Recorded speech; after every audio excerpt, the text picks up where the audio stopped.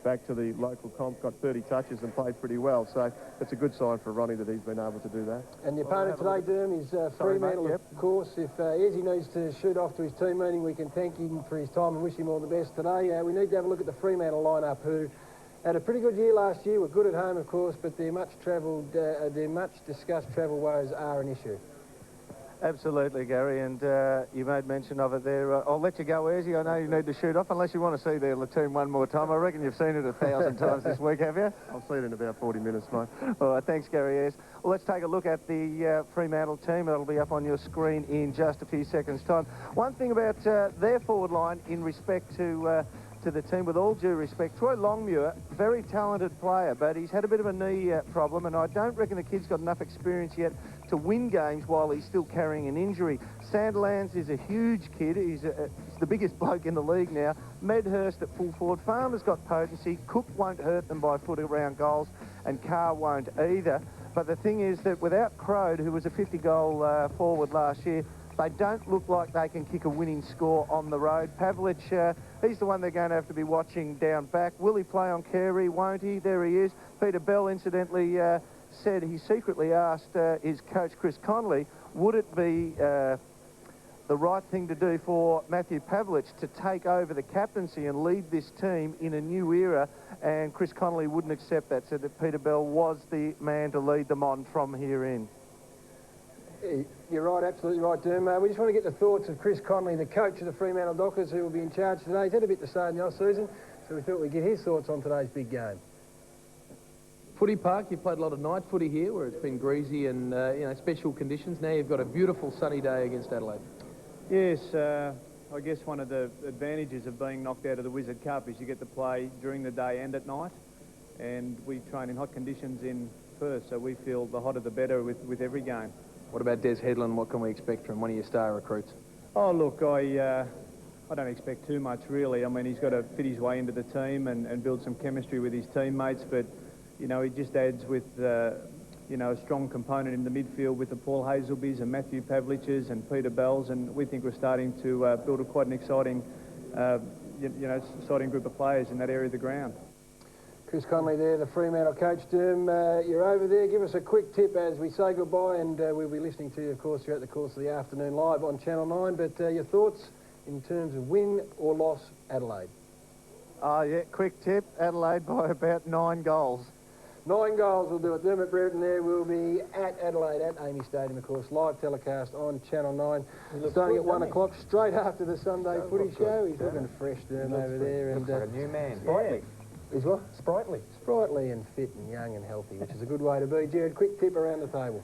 I think also Adelaide, but they're a fair side for you. Adelaide by a long way. The experience in this side is just unbelievable. I like Adelaide at Adelaide. I would change if it was in Subiaco. Likewise, Gary, winning form's good form. Likewise, Adelaide. Good on you, Bill. There is the Adelaide Freo game, and one of the stars of this afternoon's game will be Ben Hart. He plays his 250th, and we salute him on the Sunday Footy Show.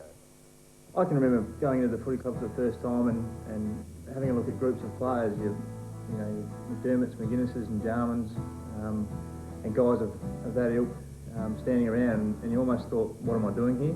But just to be around the place was enormous for me, and as a young kid, all you wanted to do was play footy. I think as you move along and you get a bit older, and now I've reached a milestone, you sort of, things change a little bit, and you want to, I think you become obviously more mature, and you look at the game a bit differently. But back then it was just get a chance to play with all these great players that I've watched playing as a young kid. Oh, look, my body's feeling good, and I'm enjoying my footy as well. That's the main thing for me, I think. And I'm feeling as good as I have, so I can probably, never put a time limit on it or a number of games you want to reach, but yeah, I'm feeling good, so I'll keep going until that changes. You want new? We'll give you new. Nine's all new Tuesday. 7:30. All new The Bachelor. I've got a huge decision to make. And all new America's #1 show. Oh, CSI's on trial now. And 9:30. All new Singers. Holy 3 all new shows. 1 all new night. 9's all new Tuesday. Material contained in this commercial is all new. too many late nights? Nivea for Men Revitalizing Cream Q10 revitalizes tired, dehydrated skin, so you stay looking good. I don't know why you do that to yourself. Revitalizing Cream Q10 for men who dare to care. Pave the way with Rockler. At Rockler, we make what we sell, so you get great ideas and expert advice.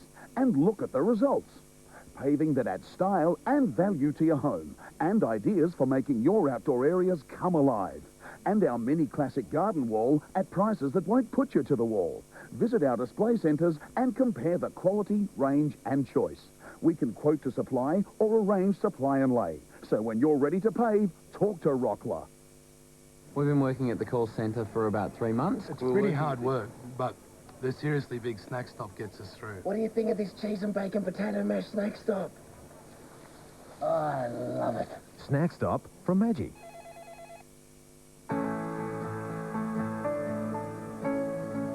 Tell us your opinion, what you really think. Call us, we want to hear from you. Interactive Radio, 3095. And yes, we've got an Adelaide point of view. Adelaide by Adelaide.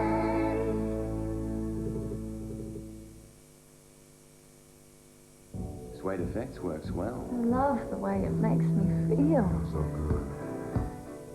Oh, yeah, baby. You make me feel all right. Touch me, baby. Make me feel so. Dulux Suede Effects. Worth doing, worth Dulux. 7:30 Saturday, the season premiere of Smallville. A force of nature has taken control. Now, to save one precious life, he will risk family, Mom! Dad!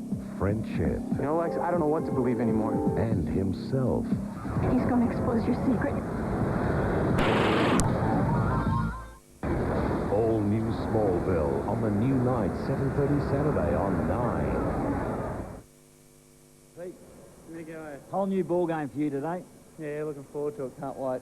Now, a big fella like you wouldn't be nervous at all, would you? Nah, not at all. Just the hours put me out, but no, a little bit nervous and just looking forward to a great game and a good contest and a win. Hopefully to introduce some steel into the place, Pete. Oh, look, we'll go out there with a little bit of fire in the belly and a little bit of passion for the game. So I'm tipping there might be a little bit of a rumble in the jungle out there. Ah, good luck. Good luck in your first one. Thank you.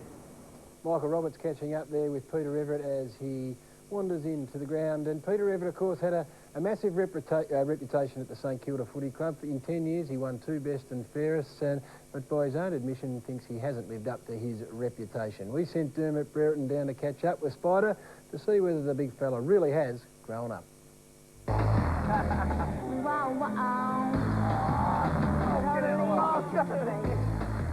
Spide, what's the difference between Hawthorn and St Kilda? Down at St Kilda, I think we've spent 3 or 4 days a year, every year, going through values and honesty and all this kind of stuff. And I think, that's the main difference.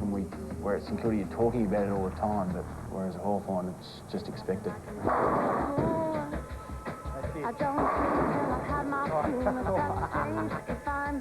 Strikes me that you're more of the typical Aussie where you'll prefer to jump in and help your mates than walk away from trouble.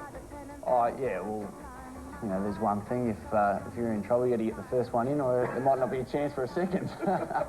A lot of your ex-teammates leave St Kilda and play the best footy of their career. Why? I think at St Kilda, you pretty much know you're going to get a game.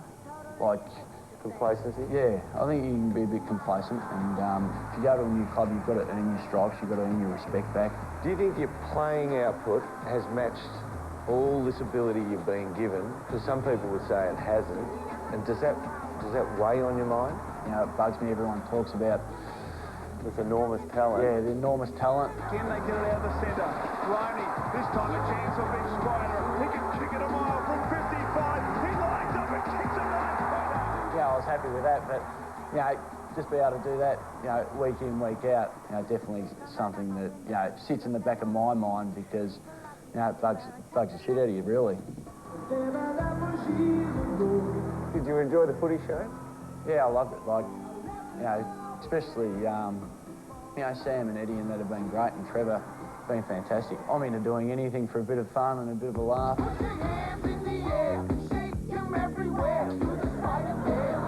Was there a choice made between total dedication to football and media exposure? I just got rid of everything and just trying to start fresh, clean slate, and you know, we'll work from there. And you know, footy's going really well. Round 6, round 7. You know, I might not want to go on the footy show, but I'm tipping Ian Dicker will be pushing for me to get on there. So. Right, I've given you nothing with the dances, but some of your new teammates love their dance. You've gone to a dancing club. I don't know what it is down there. It's not the blonde hair, but they just love dancing. Even around the gym, they just strut all the time. They just love it.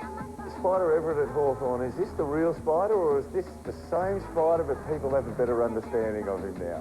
Definitely made, you know, a couple of changes. You know, recently had a breakup and stuff like that, and with my girls and everything like that. So, you know, I've just structured my family life a lot better, and you know, living closer to the club, and just pretty much eliminated a lot of the outside influences.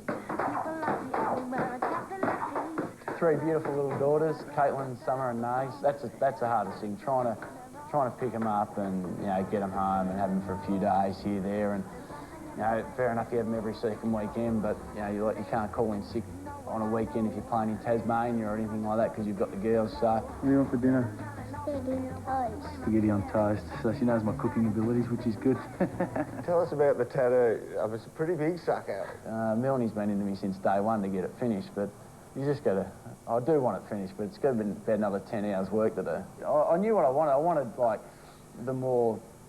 it's not a Maori symbol, but, you know, the thicker drawings and like the tribal stuff. In '97, you missed the grand final with St Kilda. Some people would say that really hurt Spider Everett. What did it do to you? As I said, I don't think I really thought too much about it. Where now, you know, my ultimate dream would be, you know, to play in a premiership and or, you know, even a grand final, even play at the MCG. I think I've played 3 games in the last 3 years, you know. So, you know, all those kind of things are things I'm really looking forward to. I'll give you the back spin. Wow, wow. Everyone's addicted to baby. Oh, no! Yeah. Wow, wow. Dermot Brereton catching up there with the newest hawk of all, Peter Spider Everett. It is a new start for him. Bill, you got some thoughts on Spider, which is good for you. No, I like the bloke, and I just think you just let Spider be Spider, let his personality shine through, and he's got a bit of spunk and a bit of colour about him, so let him you know, show it. Not conducive with the Hawthorn way of going, though, is it? But why take it away from him?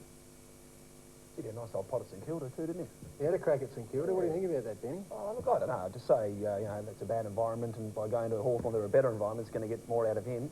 Could be a bit of a cop-out. I mean, it's up to the individual, I reckon, a lot. I mean, yeah, but the one thing about Spider, Spider's got to let his footy do the talking this year. He is one of the most talented ruckmen in the business, and if he plays at his best, the Hawks probably make the 8. I think there'll be a few players in that Hawthorn side will appreciate just how good his tap work is. I think he's going to give the likes of Crawford and Harford a pretty good ride. So Spider Everett in action today in new colours at the MCG up against Melbourne. We will take a break and take a look at the final game of round 1, Melbourne versus Hawthorn on the Sunday Footy Show.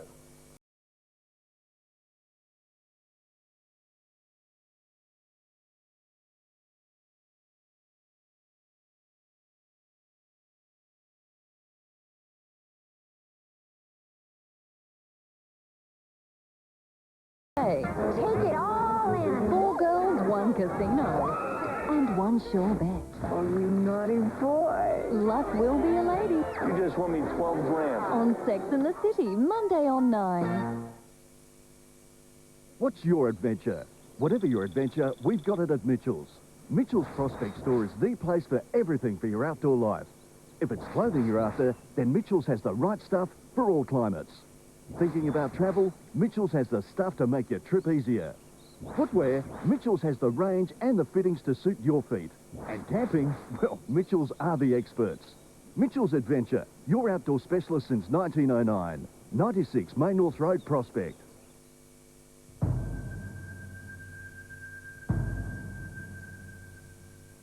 Now you can enjoy the best of the city.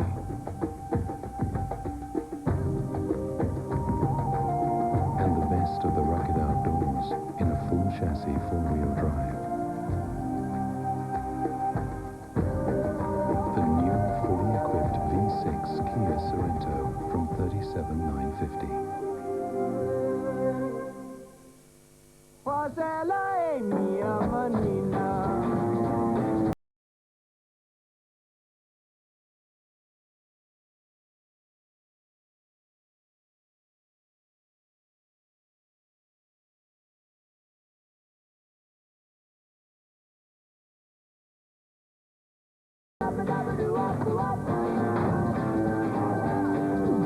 Earth, what you'd eat if you lived on Mars.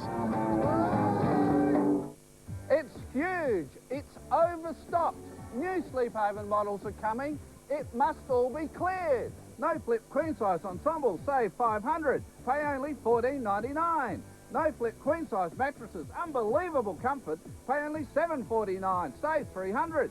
Queen size slat mats, only $3.99. They've all got to go. Single slat mattresses, only $1.99 with a slat mate too. It's all got to go. Only at Dreamland. The Women's and Children's Hospital invites you to its open day on Sunday the 6th of April. Tour the hospital and visit many of its health units, including an operating theatre and the Children's Day surgery area. View over 50 exhibits, from biomedical engineering to a live snake display. There's a great entertainment program for the children, including Humphrey B. Bear and the Clown Doctors. Celebrate Open Day at the Women's and Children's Hospital on Sunday the 6th of April. Proudly supported by Channel 9. Prepare to poop like a sweepstakes winner. I've scored us 2 seats for the event of the season. You mean? Yes. But I know. Miles!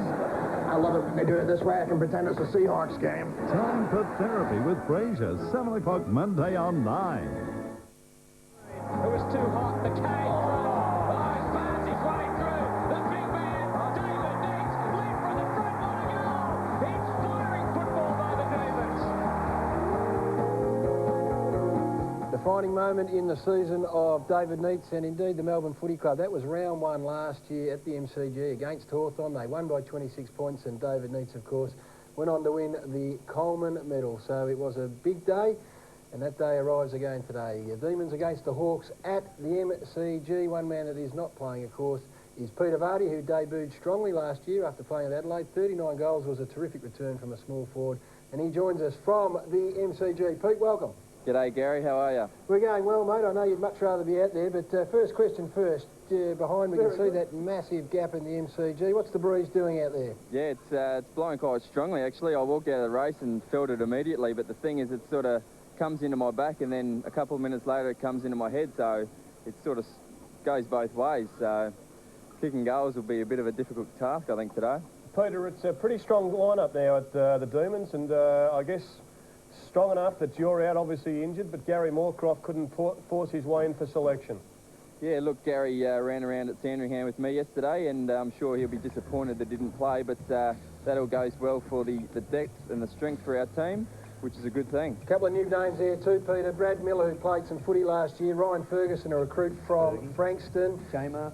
Yes, big Jamar, the Russian, who gives Jeff White the option of going forward. So, and Chris Heffernan, of course. Yeah, nice inclusion of some young players with some experience into that Melbourne lineup.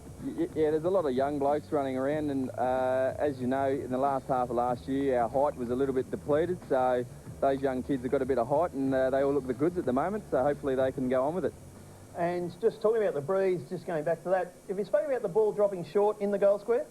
Look, I haven't been in the team meetings. I've been banished down to Sandringham this week, so not too sure what what's been going on in the meetings, but I'm sure, looking at the games on the TV, that it would have been mentioned. Now, Jerry's touched on the fact that you're not playing an Achilles tendon injury, which has slowed you down over the summer months, but I think any return of 30 goals over for a smaller forward, and I think you fit that category, is a pretty handy one. Yeah, look, the move over has been great, and the blokes have welcomed me on board nicely, and pretty disappointed I'm not out there today, obviously. Missed the first game against Hawthorn last year, but with any luck I'll be back really soon and hopefully kicking some more goals. David Neates, you mentioned, is a very important player for the Melbourne Football Club. He kicked 75 goals, 35 last year, Gary, and he again this year is going to be the one that is focused on. Kicked 82, Peter. Did he? Well, 75 from set shots, Bill, perhaps, was the one I was looking for there in terms of the accuracy side of things. But look, his kicking is absolutely brilliant. I think he's ranked 4th in the league of being able to convert in the air. It does worry me, though, Gary, that they haven't got perhaps another tall down there, or there's no one that's really stepped up to the plate yet. There may be someone that steps up. Jeff White won't slip down. Jeff White will slip down from time to time. Not probably sure that he kicks enough goals when he is down there, though. Well, I think you've got Russell Robinson, who's underrated at times. You've got Cameron Bruce. And I think the beauty of this Melbourne side, Peter, is that over the course of the year, a number of those different players did put their hand up and were able to score in the range of 20 to 40 goals.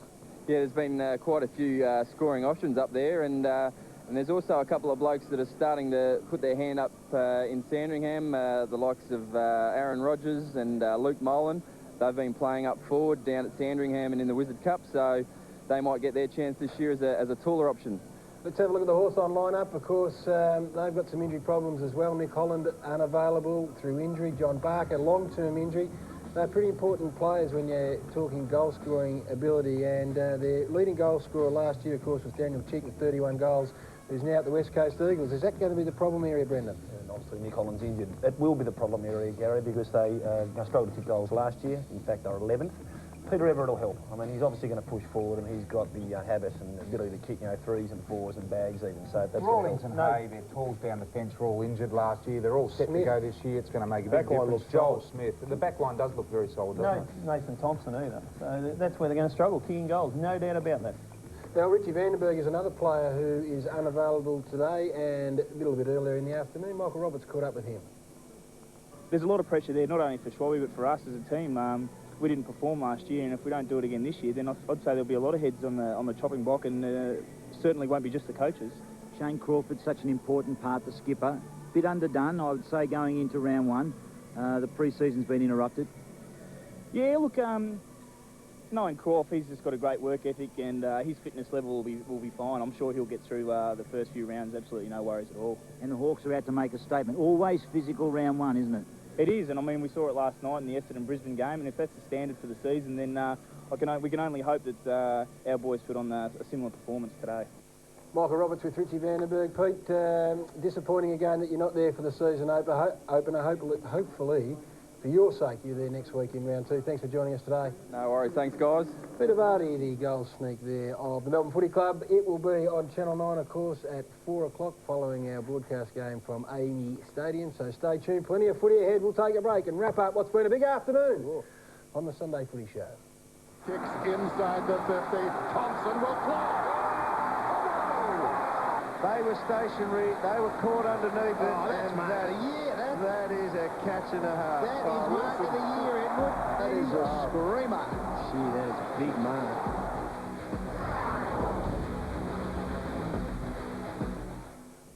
To get $100 million, one man has to find one bride in 27 hours. What could be easier? The woman I love just walked out on me. He can't commit. Sunday night at the movies. Find someone to marry. Let's land you a trophy wife. Chris O'Donnell and Oscar nominee Renee Zellweger with Mariah Carey. I'd have forgotten you even existed. And Brooke Shields. I'm ready. In the outrageous romantic comedy premiere, We're Getting Hitched. I've forgotten how much fun this can be. He's mine, you Pippa. Is as easy as 1, 2, 3. Oh, I'm just so thrilled that you would think of me next. How far down the list am I? The movie premiere, The Bachelor, 8:30 tonight on Channel 9. Weekends are a time for enjoyment at the Laura Folk Fair on 5th and 6th of April. That's exactly what you'll do. This grand 2-day fair is fun for all, with over 100 art, craft, hobby, food and refreshment stalls.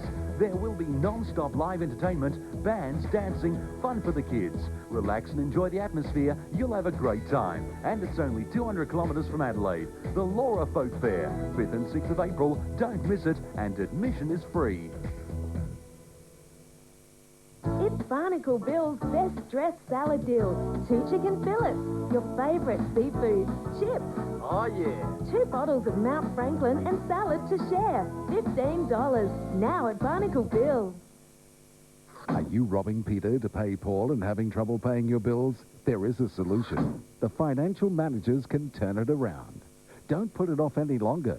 Call them now on 1300 13 32 87. Suede Effects works well. Love the way it makes me feel. So good. Oh, yeah, baby. You make me feel all right. Touch me, baby. Make me feel so.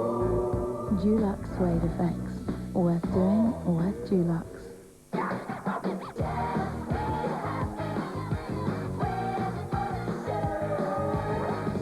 Turn up the level, pump up the bass, and keep it rocking. I run the place, and keep it locked in. You know you should, so keep it active and make it feel good. Stop.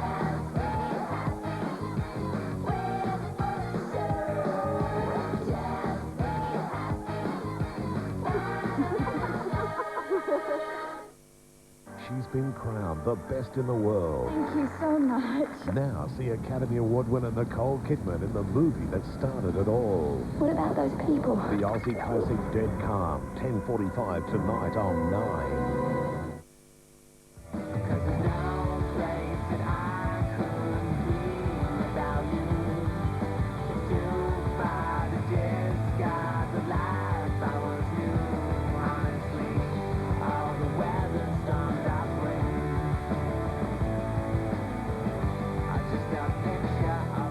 The 16 AFL captains assembled at the MCG earlier in the week. They'd all like to get their hands on that Premiership Cup, boys, but I've got a sinking feeling that it might be heading the same way. But it is early, Bill, as you pointed out to me, rightfully so. Round one goes. There's 21 to go. Indeed there is. Can you give me some tips, boys? I haven't got your tips for today's game at the MCG. Melbourne against Hawthorn, of course. I think the Hawks will win. Sorry, I think the Demons will win pretty comfortably. Yeah, I do too. Their goal-kicking avenues up forward, as we've discussed, are just, well, non-existent. Well, I think their preparation, Melbourne, is a little bit more forward than Hawthorn's. I think Hawthorn's has been interrupted through some injuries, and their ideal structure hasn't been there. So they've had to throw some names around. So from that point of view, I think they're probably 2 weeks ahead of Hawthorn at this stage. They've got a history of dropping off after a successful year, the Demons, but not this year. I reckon they're going to push ahead and finish at least in the top 4 or 5. Looks like the most powerful Melbourne side we've seen for at least a decade. Yeah, I mean, they'd love to have Nicholson back and playing that key post.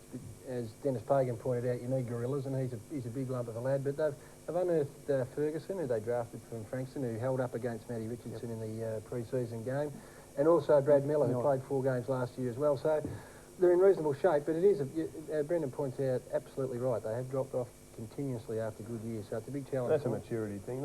Most of these kids are coming through and they've played their 100 games or thereabouts now. So talk about Adelaide and Melbourne for me, yes. Oh, I didn't get yours. No, you didn't get mine. Melbourne. Jared cut in. We'll get phone calls about that. Did we get Adelaide and Fremantle? No, I don't think we did. What about that? You kick us off on that one, Will. I'll go out in the limb here and pick Adelaide over there. Yeah, we got Likewise, Gary. We actually did do that. I'm just double checking and making sure that the people at home know exactly where we are heading. The broadcast times, of course, straight after the Sunday footy show, we'll cross to Amy Stadium to have a look at Adelaide take on Fremantle.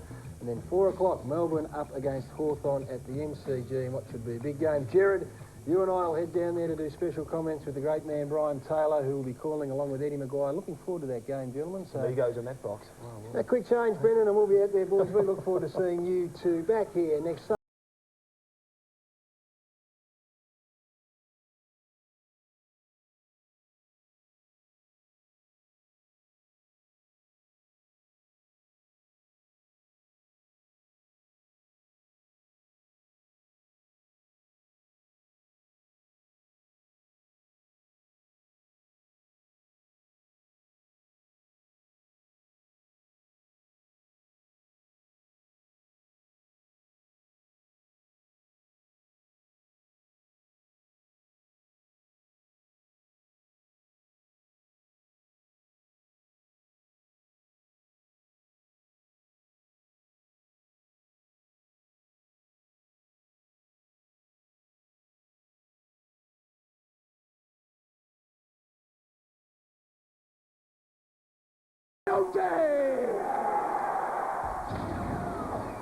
This has been another presentation from Nine's Wide World of Sports.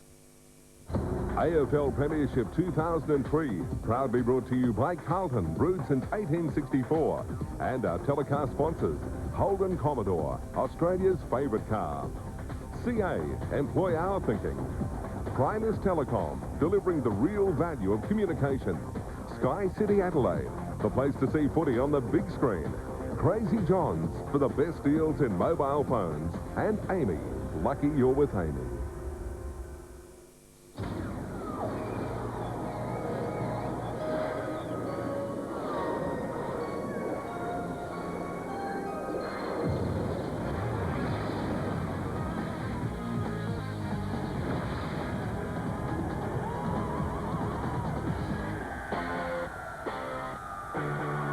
For Wayne Carey, the waiting is over. Today, the time has come for the King to reclaim his throne against a young Dockers side desperate to make their mark. At Amy Stadium, it's Adelaide and Fremantle. This is 9 Sunday football.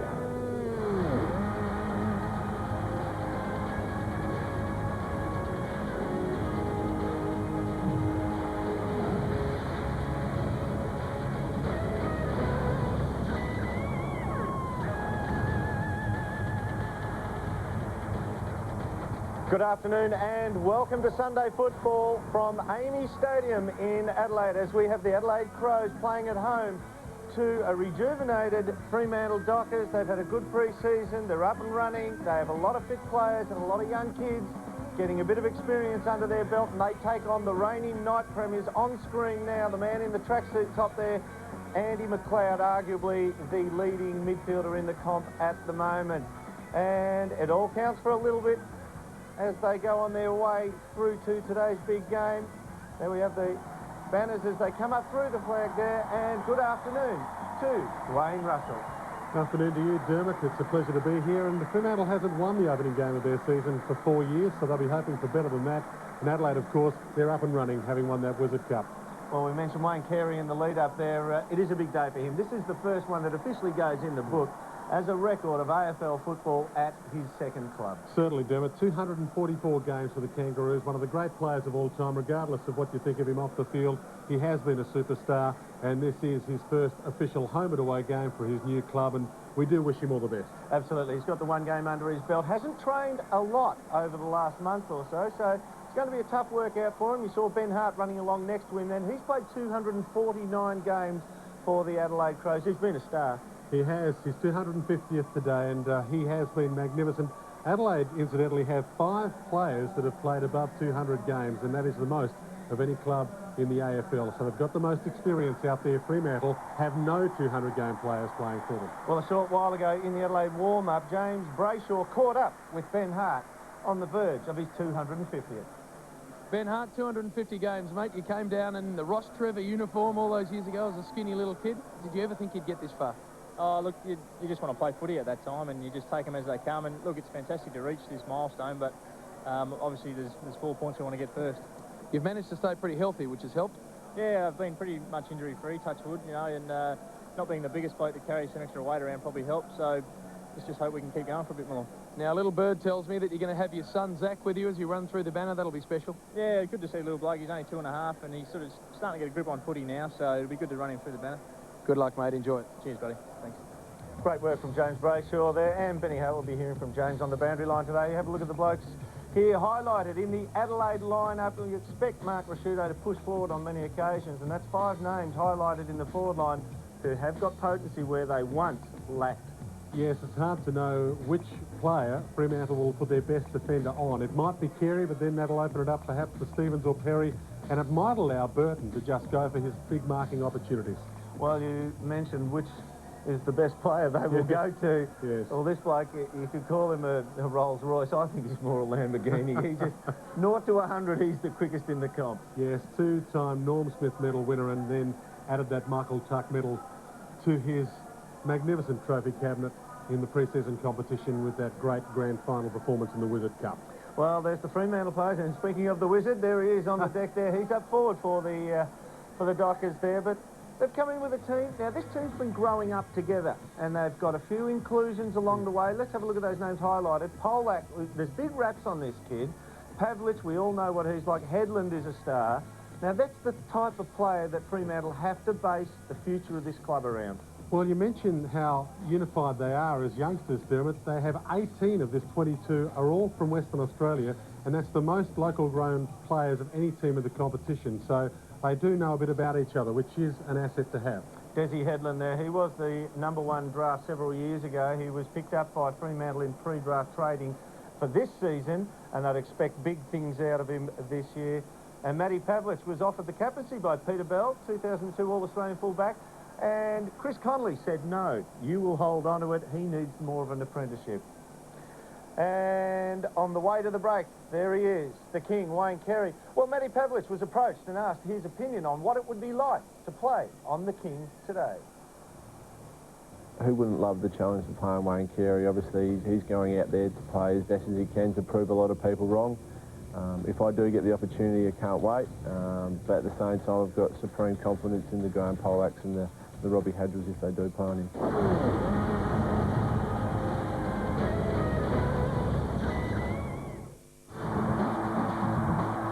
Starting Monday on National 9 News, Crows coach Gary Ayres talking footy and much more. Insatiable appetite for winning. Each and every Monday, that's National 9 News at 6. Probing the cause of yesterday's fatal helicopter crash. The US retaliates after its soldiers are killed by an Iraqi suicide bomber, and a special report, Wayne Carey flying high for the Crows.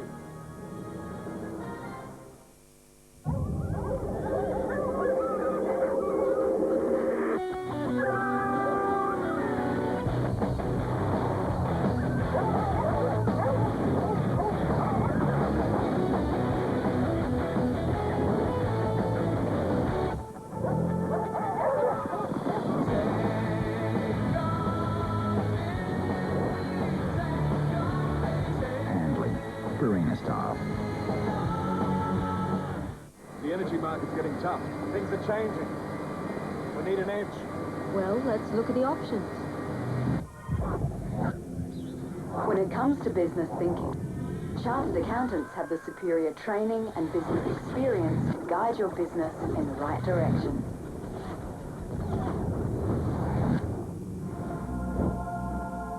When would you like to start?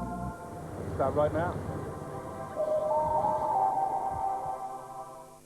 When did you last stop and think about your home insurance? Does yours compare with Amy? Amy saves you up to 45% off our home insurance base rate when your car is insured with us. And we provide temporary accommodation at no extra cost if your home is unlivable during repairs. We even offer a further discount on our base rate if you're over 50. You can expect more from Amy. Switch now. Lucky you're with Amy.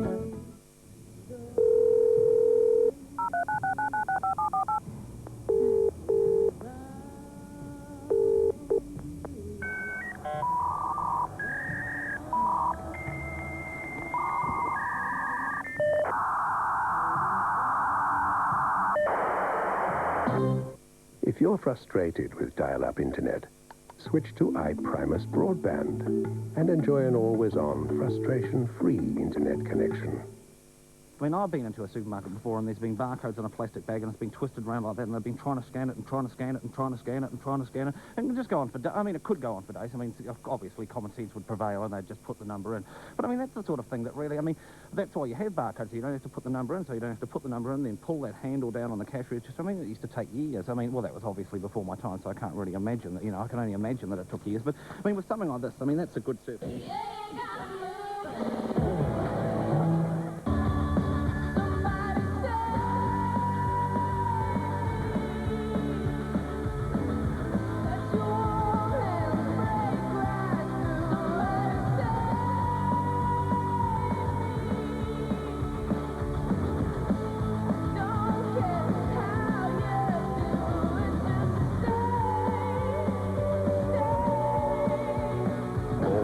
Smallville, 7:30 Saturday on 9.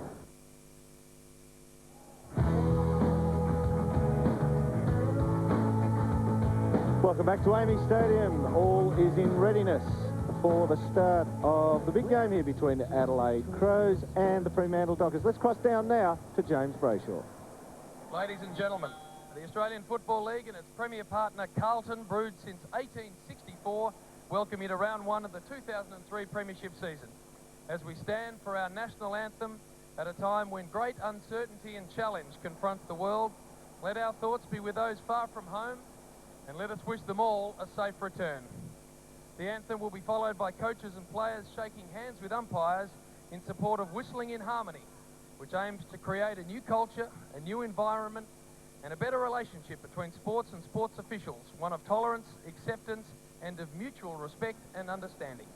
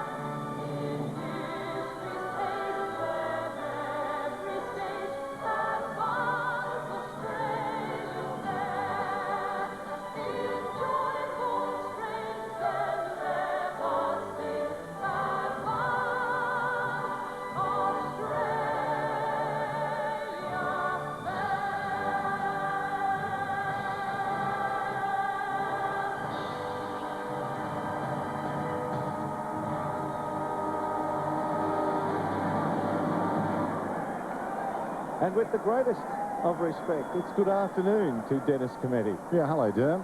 Interesting game, this one. The Dock is expected to be much better this season, missing a few players. Parker, McFarlane, Justin Longmuir, Crowe, 4 of their first choice goal-to-goal line. So if they can put a positive spin on today's game, I think they'll be very, very happy. Big raps on the kid Polak as well. He didn't have much of a run at it last season. Got injured after making an impressive debut. Yes, early draft pick. Just 6 games, I think, from memory. Certainly their midfield is capable of running with Adelaide, and that's saying something because Adelaide generally regarded as the premier midfield in the competition, or very close to it. But you look at those 4 players, or 3 players in particular, depending on where Pavlich starts, but you've got Bell, Hazelby and Headland. They're quality. And as we see the toss of the coin here, Mark Rashudo wins it and will kick to the left-hand side of your screen. And the Dockers to the right, and you're correct. Polak has played 6 games for the Fremantle Dockers. Just lucky, actually. Yeah, and there is a name out there, Sandilands. That's a name synonymous with former Footscray supporters and Collingwood. Laurie Sandilands ended up there. Yes. But this kid is huge. I was out there before the game. I was looking at them lined up, and you generally try and get a reference point to who's who, but because he's so tall, everyone's out of whack. Like Simmons looks small. Simmons walked past him, brushed shoulders with him, and if you didn't know the size of Troy Simmons, you'd swear that he would have been 5'11" standing next to a 6'4" bloke. But well, I thought he was Peter Bell, so I am out of whack. And he's 114 kilograms, so he's no beanpole. And speaking to Adam Larkins he's the fitness and conditioning coach with the Dockers. He says that the big kid Sandilands runs 400 metres in 56 seconds, so he's no slouch while on the move either. Let's once again welcome James Brayshaw. Thank you, Dermot. As I'm sure you've already seen, conditions absolutely perfect for football here in Adelaide. Very little breeze and beautiful conditions at ground level. I can tell you, Adelaide are going to start Perry, Carey and Stevens inside the forward 50, and apparently the plan for that is to drag Pavlich out of the centre square, where he's done a lot of damage in the pre-season. But other than that, boys, looking forward to what should be an absolute rip. And Graham Polak. And Simmons has gone forward. He's at full forward to the big man we were speaking of. Oh, that's interesting. 6 games. Good luck. He'll give away a free here. So underway at Amy Stadium. Round 1 rolls on. Big crowd. Rucks go at it. Sandilands flicks it down behind. Headland had it, lost it. This is Pavlich inside the centre square, kicking towards half forward. It's a crossing breeze. Spilt there by Longmuir. Smart got a hand pass to Bassett. Goes out wide. This is Burton on the wing. And he's away. Looks down towards the 50 in the direction of Carey. A collision there with Hadrell, close to the boundary line. Hadrell came away with it. Hayden's got it now. Up from the back pocket, sends play back towards the outer side. Smart dropped the mark, recovers pretty well. On his knees, gets it away to Laddams. Laddams quickly across to Clark. Claimed. There's a whistle. I thought for a moment he thought it was a mark. Laddams from the wing, about to pump Adelaide into attack. High kick, McManus getting back. Perry jumps hard, can't mark it. Ball knocked free. McManus to send the Dockers from danger territory towards Longer on the wing. Punches away, does well. Knocks it towards Hazelby. Crunched after he got rid of it, Hazelby. And high by Rashido. And receives a free kick for his trouble.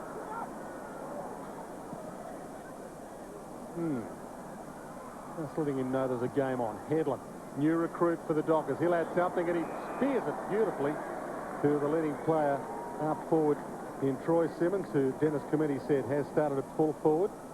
Sure. The sandwich, the Hazelby sandwich. And between two pretty good players, and that's a real crunching, isn't it?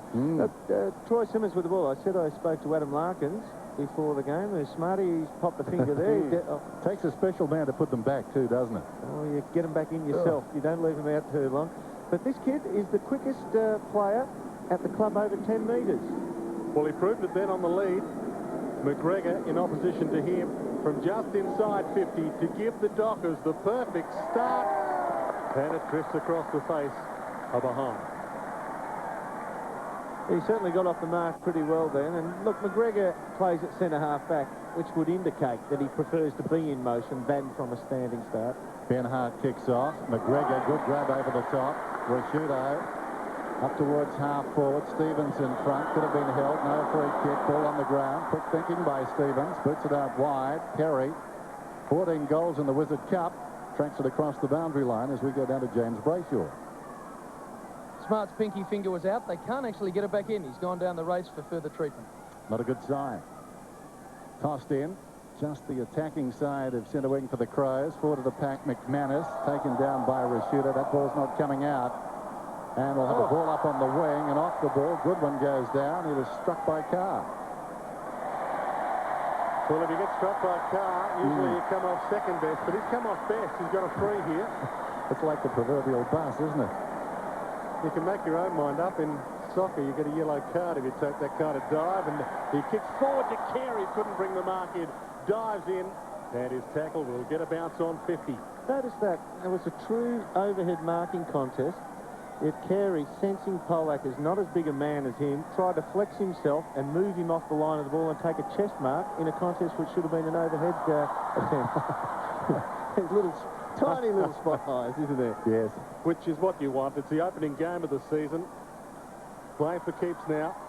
Inside 50. And, well, did he take that out of the contest? That's the decision that was made against Laddams. Free kick to Fremantle. James Walker. Yep. So Walker from half back goes short. Cook. McLeod closing. Here's trouble. Opportunity for the Crows. McLeod just outside the 50. Walker puts him under pressure. Not enough pressure. Floats down towards full forward. Pollack on the ground. Bode storming past. Snacks. What's he done? He's missed.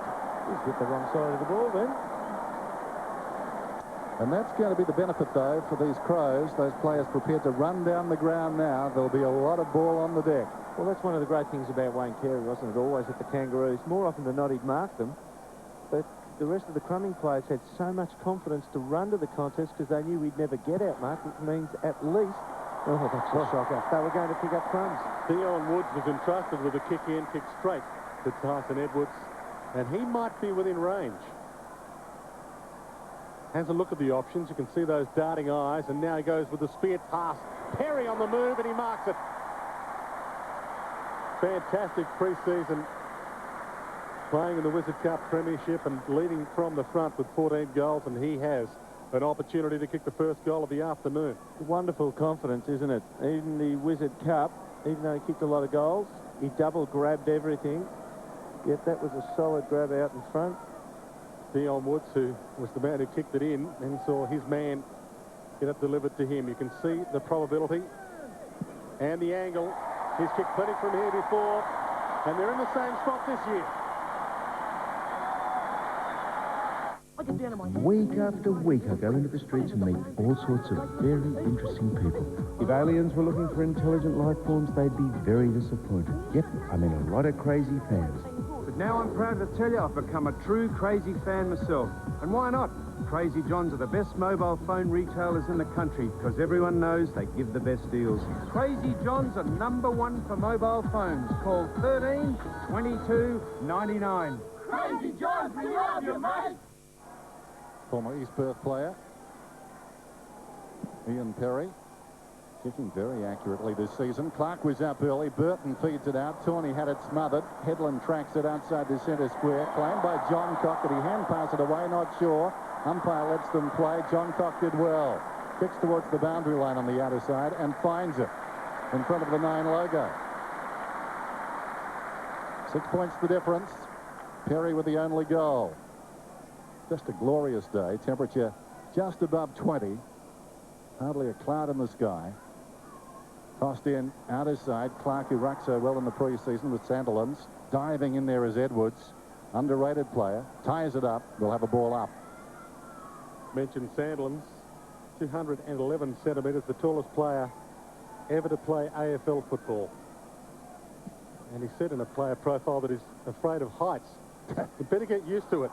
Good one. Close to the boundary on the wing. A little push in the back. Umpire saw it. Free kick to Adelaide. What's that, 6'11", thereabouts? Oh, I think it's a touch over that. Is it? Okay. Yeah. See how easily he just leant over the top of his opponent, Clark, then. Free kick off the ball here, and it'll go Adelaide's way, given a signal from the umpire. No? Whose way is it going? It's going Fremantle's way. No, it goes back to where the kick was. If there's an infringement downfield, it doesn't get taken there. It goes back to where the ball was sitting prior to that disposal. That was safe at second. Yeah. I think it was against the King, just roughing up his opponent. Here's Hazelby. Coming off a great season last year. Miscues with the kicks lately. Clark getting better with age. Terrific Brisbane Lion, and studies the transfer. Interrupted his career. Kicks it around the outer side. Perry launches himself. No mark taken. John Cock toted away from himself. Stevens. McLeod is slippery. Look at him go. He's class. Kicks it high down towards full forward. Carey works in front. McManus, sensing the danger, a sense of theatre, got back and took the mark. Took it away from the King. To Bell. Bell in the back pocket, pursued by his former teammate Carey. McManus again. They need to be careful here. McManus pulls it back on the bounce. Grover from half back. Anthony Grover, probing kick, a beauty down towards Carr. Set himself, takes the mark. He's about 75 metres from goal. There's Simmons on the lead, goes in that direction. Again, Simmons, some good early speed there. Farmer the fumble. Pavlich, clean handle, gets a hand pass back towards Medhurst. 15 metres out, gets the ball across towards support. Farmer could do nothing with it. And the danger pass, the crowd love it. John Cock to the other side, and here come the Crows. Has some space, does both. One bounce. Thinks about a second. Goes with the long pass. On the move, McLeod. If he calls for it, you give it. McLeod. Centering ball, it's wobbly. Stevens gathers. Prosciutto wants it. Doesn't want to give it. Rolls it to the goal square. Toe poking at Polak and then knocking it towards the boundary to Bell. Thought about the sanctuary of the boundary line. Goes long, looking for Hazelby. Can he keep it alive? Burton's with him, close to the boundary. And the line too quick for them both.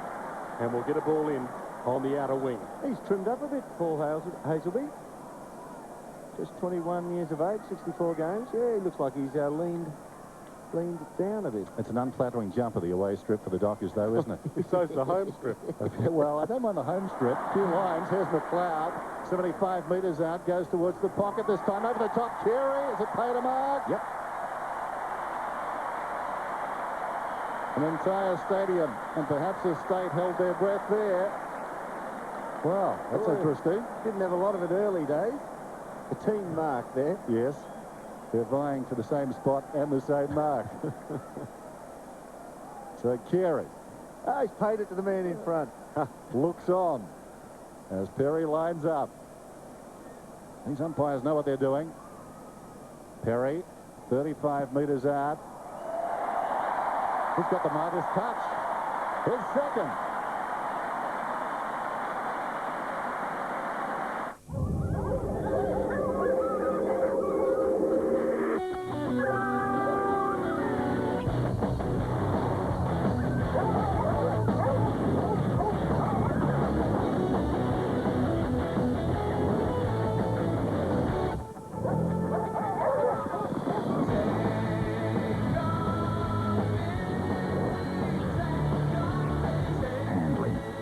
Arena style.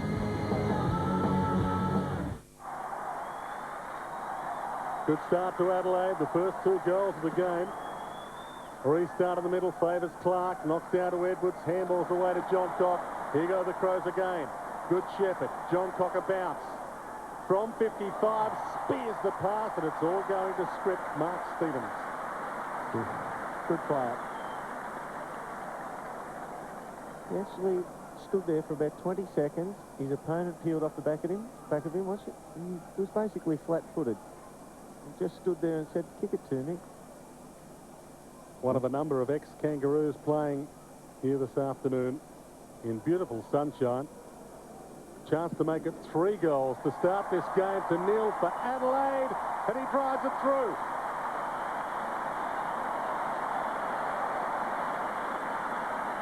Well, this is where the Dockers really need to just put up the shutters at the moment. There's going to be a bit of an onslaught here. It's conceivable that they could come in at quarter time 6 or 7 goals down here, the Dockers. They just need to make sure that this game doesn't blow away in the opening 20 to 25 minutes. Put up the shutters. I think all their fans have got the shutters at the moment.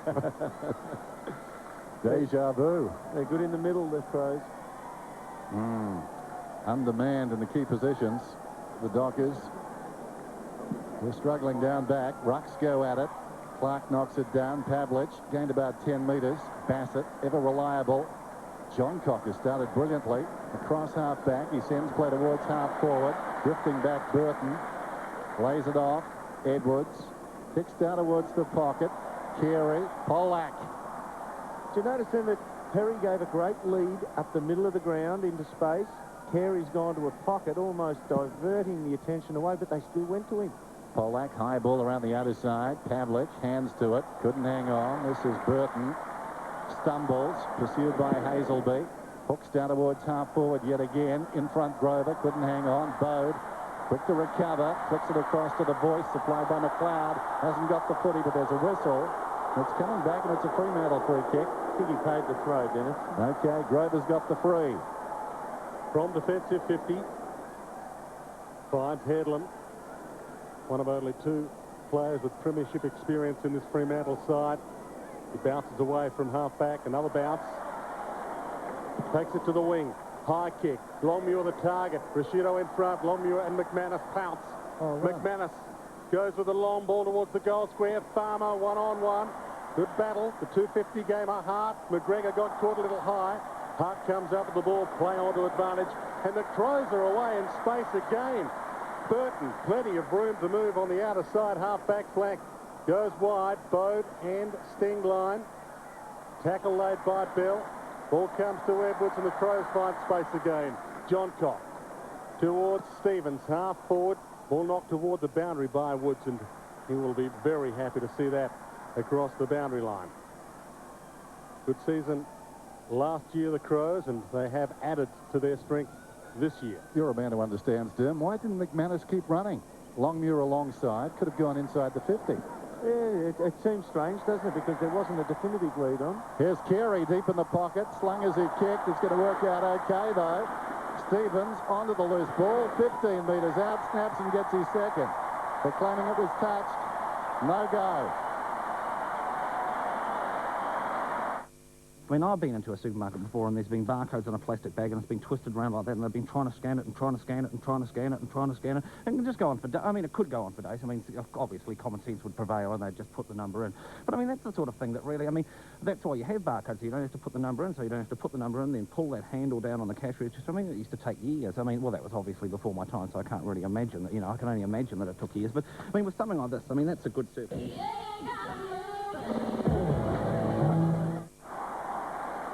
The 100th goal of Mark Stevens' career. Daylight saving changed in South Australia overnight, but not in Western Australia.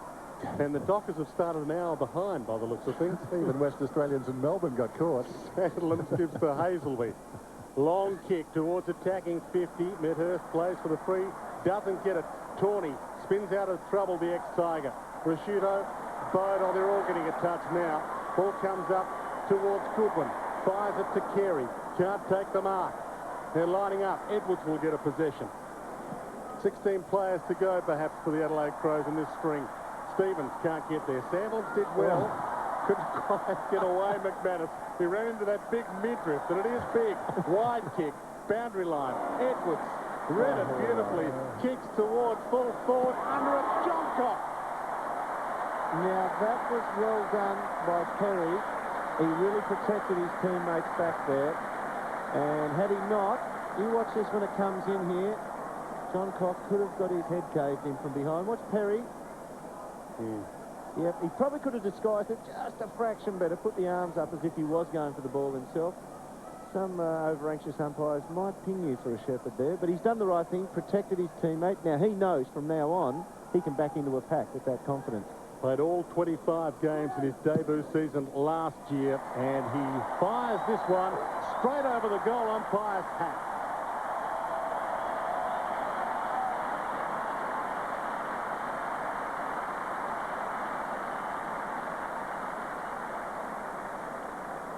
Well, after their second run, I said they could very easily find themselves 5 goals down in a hurry here.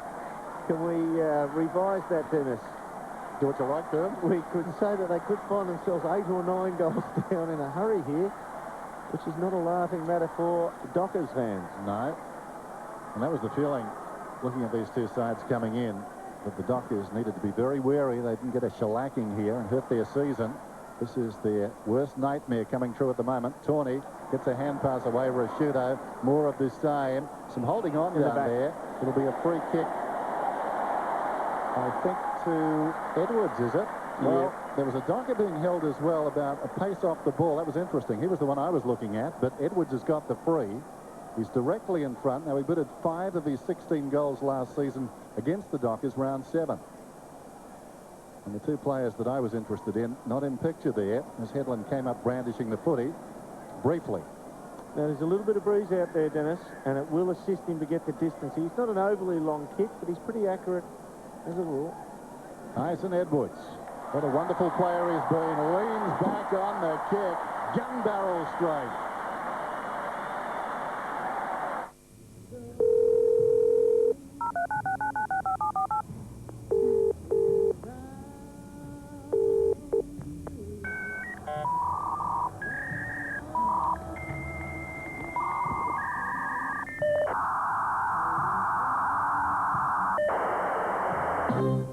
If you're frustrated with dial-up internet, switch to iPrimus Broadband and enjoy an always-on, frustration-free internet connection. Adelaide with the perfect start to this game. For those of you in Western Australia who are still with us, Adelaide does have the breeze in this first term. There is still hope. It may be worth a couple. James Brayshaw will give us an update shortly. Bigland's in the ruck now for Adelaide. Ball knocked out to Hazelby. Couldn't get a decisive possession. Stingline does. Flicks it out of the pack to Laddams. Back to Stingline. Toe poke by Farmer, who's in the middle now. Maybe he will inspire. To Pavlich. They team up well. Spearing ball. Medhurst had plenty of it. Couldn't complete the mark. Well played in the end by Matner. And the Adelaide Crows might get out of, well, we call it trouble, but look at the scoreboard. Backwards. Laddams to Johncock. Into trouble, and he can't get out of it. Great tackle. Free kick, Fremantle. And Gary S won't like that. There was an ego trip there. The first acceptance of the ball, he attempted it one-handed. Then he stepped around a player, and then he tried to step around a second one. Hayden short. Hazelby marks within range. A kick from just inside the 50. He's picked that ball up off the deck because he's missed it with his one-hander first up. Mind you, his confidence would be sky high at the moment, Johncock. 6 possessions. Threw out the foot there by reaction. Probably very fortunate there. He didn't make contact. Meanwhile, back at the game, here's Hazelby. Launches it. That's a terrific effort. Their first goal. The energy market's getting tough. Things are changing. We need an edge. Well, let's look at the options. When it comes to business thinking, chartered accountants have the superior training and business experience to guide your business in the right direction.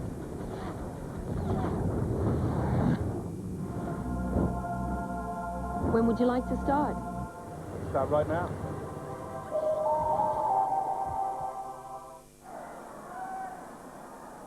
Adelaide's lead cut back to 30 points. We're into time on opening term. Big fly by Simmons, knocks it down to Pavlich. The two big men combining beautifully for Fremantle. Wide to Medhurst, and he doesn't, or does he? The umpire's paid it. So Medhurst on 50 in front of Matner. Well, at which point did he control it? Well, he took a divot bigger than Peter Bell, didn't he? True, I'll send out the bucket of sand. But an important kick this. We are in time on opening term. Adelaide did have a 6-goal lead.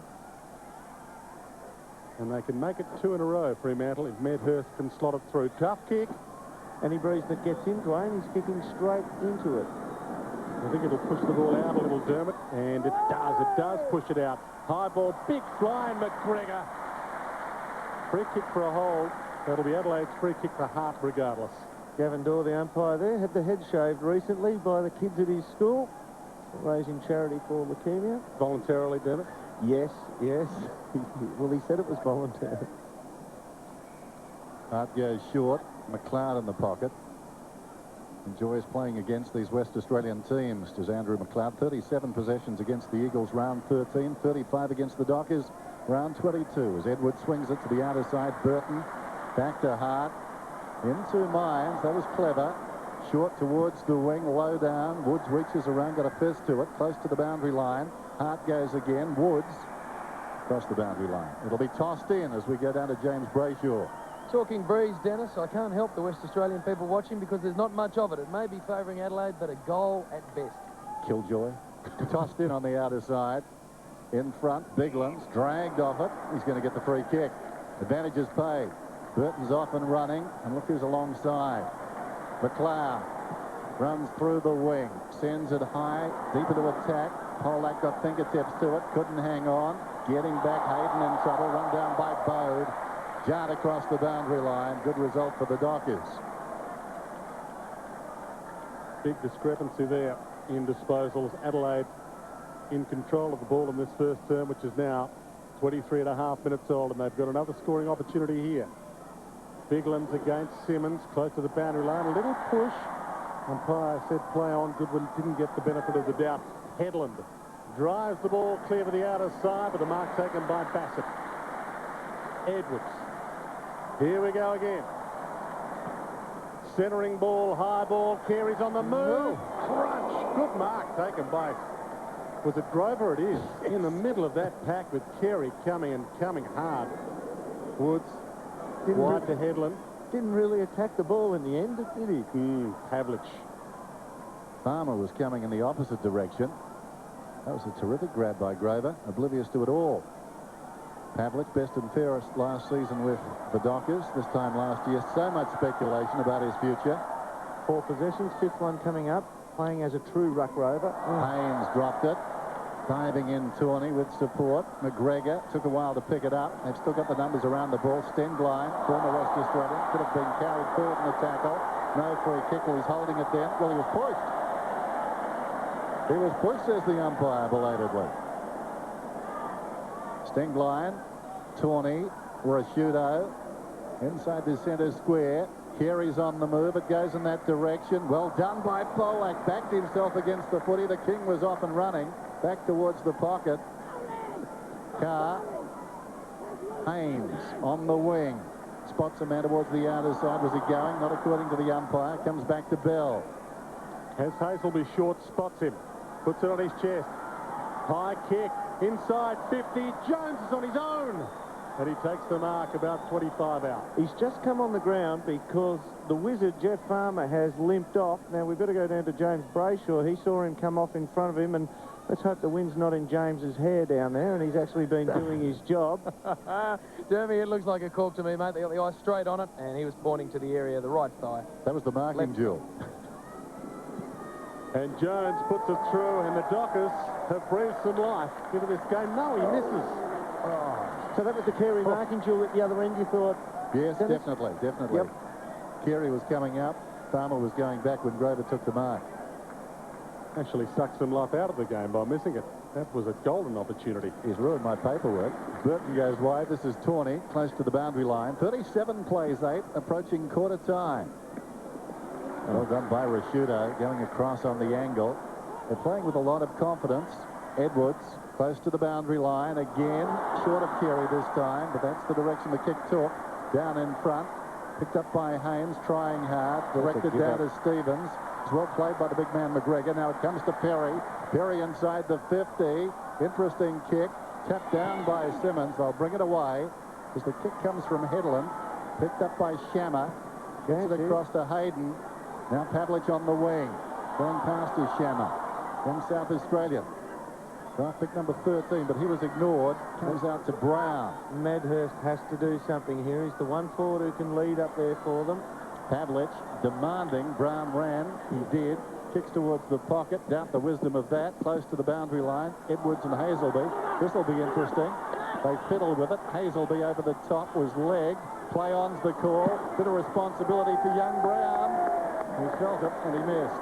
It's a big decision by an umpire to say play on advantage when a team is about to have a set shot inside 50. Speaking of the inside 50s, Adelaide have gone in 18 times and Fremantle half that, only the 9. Tawney received it from Burton, who kicked in, and now Bigland's half-back flank. We'll be right. Dying minute of this opening term. Now McGregor. Only one last opportunity for an Adelaide score. Stevens. Wood's got a fist on ball on the boundary line.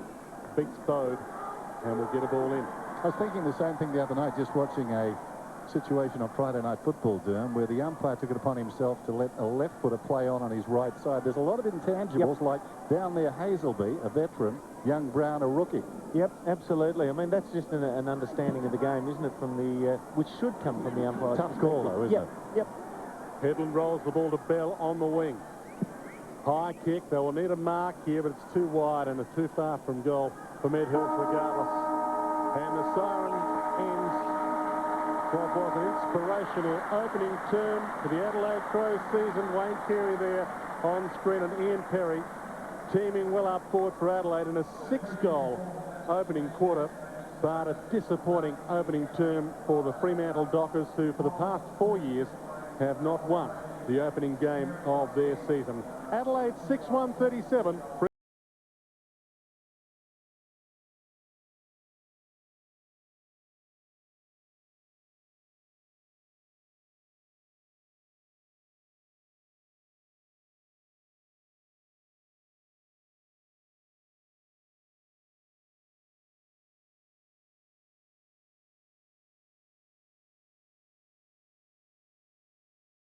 $100 million, one man has to find one bride in 27 hours. What could be easier?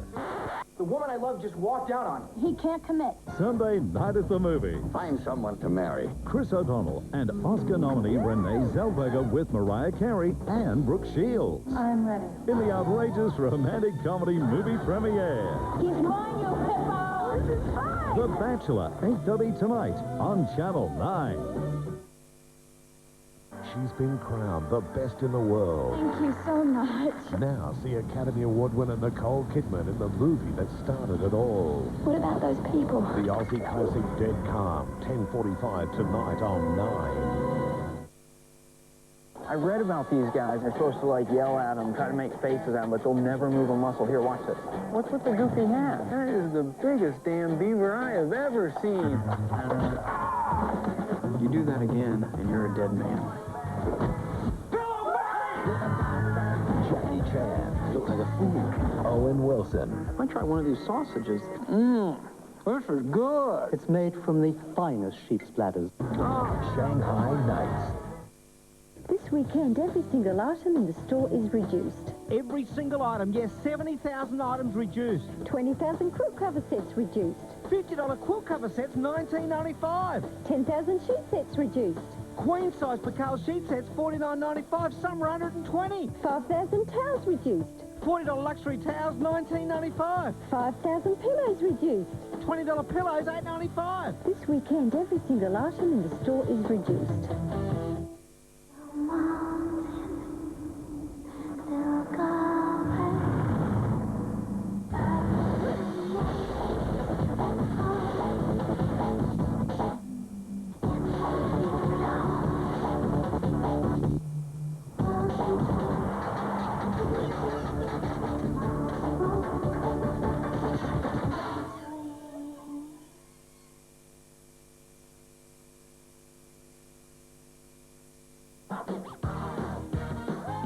Target. Until Wednesday, you can get 20% off women's pants, excluding underwear and sleepwear.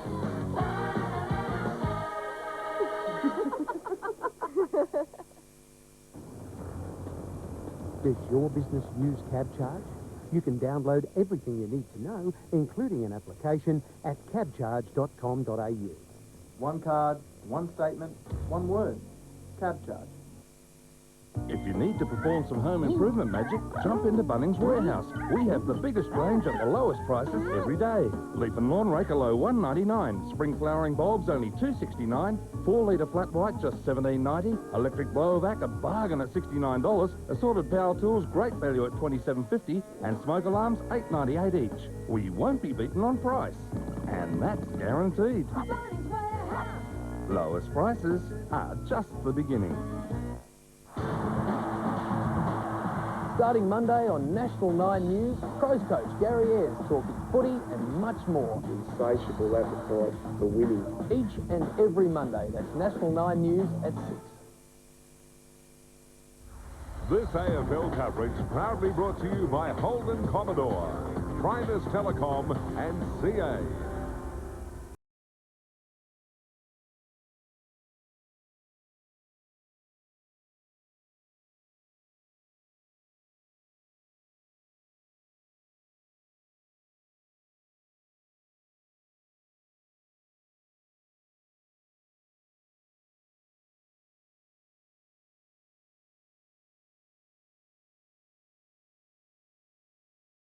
In sunshine this afternoon, and it's hot out there, especially if you've got an anchor on the front of your Guernsey.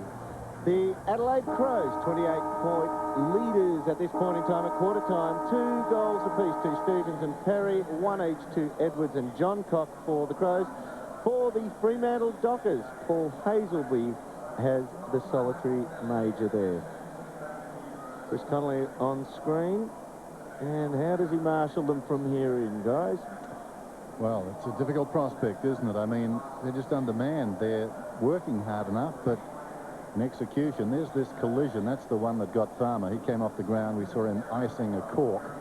He came from one direction, the King from the other, so he's performed a function already, the King. Just the one kick, but one kick, one effective collision. Yep, he split the pack, but when you have a look at this, he's made no attack on the ball whatsoever then. And look, that is a fantastic mark by Grover, and it took out Jeff Farmer, who's left the field from that as well. One bloke who'll never leave the field as long as there's a camera pointing in his face is James Brayshaw. Dermot, you're too kind. Now, listen, I've got an injury update, and this is serious, OK? Nigel Smart, dislocated left finger. He's got the buddy tape on, and he will play, but he's not out there at the moment. Jeff Farmer, cork left thigh, he is out there, and Mark Stevens, the ice vest, because it's not windy, but it is warm. Thank you, James. Do you need that pinky? No. For the rest of your life, you would have cut it off, Derm. We're underway. Start the second term, McManus. Well, Chicky did. Through traffic, he did. Right. Clark.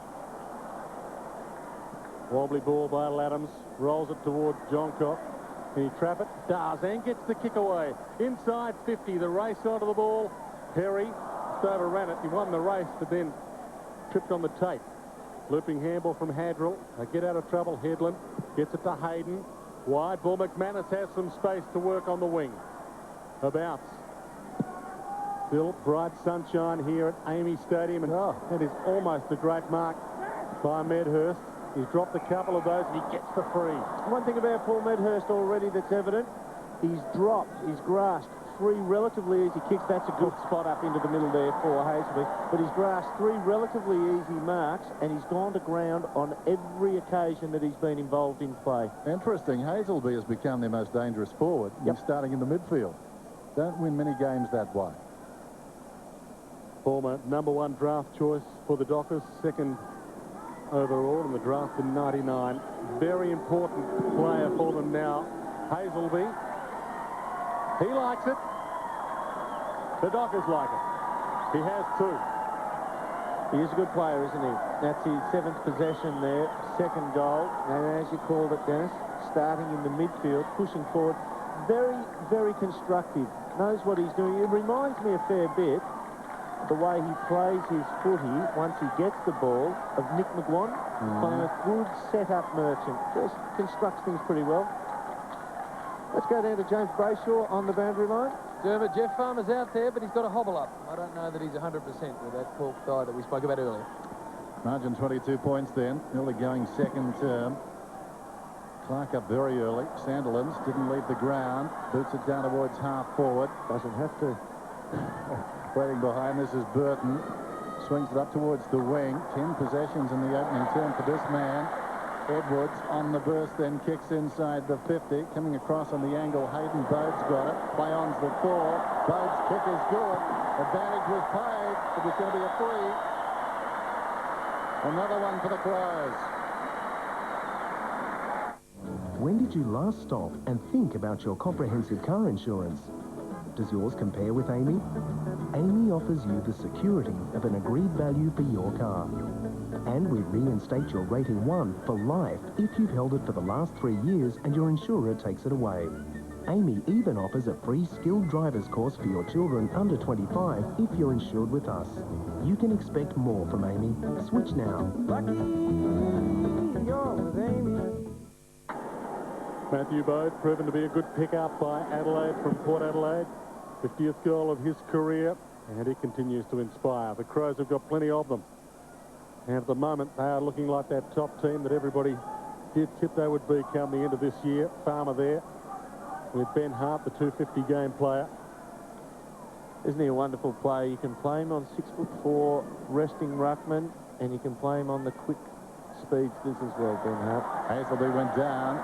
Burton rushes away, goes to centre-half forward. Pushed as he kicked, it wanders towards the pocket as a result. Carey gave a contest. Bode knows where to go. Pulls it back towards the middle. Stevens, awkward half volley, picked up by Perry. Back to Stevens. Stevens about 35 metres out. Could have been pushed in the back. Headland across to Haynes, who runs away. Haynes up towards midfield. Comes back. Not the man to hand pass to generally. Sandilands gave it to Hayden. Back it comes to Haynes. Spots a man on the lead. Held with Simmons. He's going to get the free kick. McGregor a bit stiff because he slipped. He just had to claw onto something, didn't he? Yep. Yeah, but Sandilands, as I said, he's you mentioned in the middle of the ground, he's run a 400 metres in 56 seconds, so he can run, but gee, on a standing start, you don't want to give any... He's a fair target, isn't he, Sandilands? But the ball's made its way down to Troy Simmons. I think a team rule would be don't hand pass to him too often. It needs the Le Mans stuff. That's right. The rolling barricade in the trot. Gentlemen, start your feet. There's Simmons, 35 metres out. He's kicked it. They've got their third. Well done. They make me feel better sometimes because I look at my book of barcodes and sometimes when I'm feeling like adrift in the world and I don't really know my place or something's going wrong, I can look at the barcodes and I can think there's something that knows certainly what it's meant to do. It has one task and it gets that information across. It's really beautiful in a way. They're quite the most delightful things. They give me great comfort, I suppose, with their single mission in life.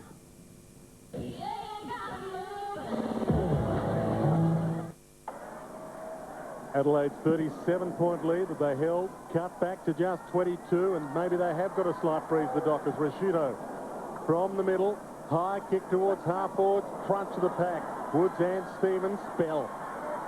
Crumbs nicely. Hazelby, long kick towards half forward. Pavlich, good contest against two Crows. Shows some strength and the ball out of play. Matthew Pavlich back to his old home state, South Australia. In fact, his father played for West Torrens under the guidance of the current AFL CEO, Wayne Jackson.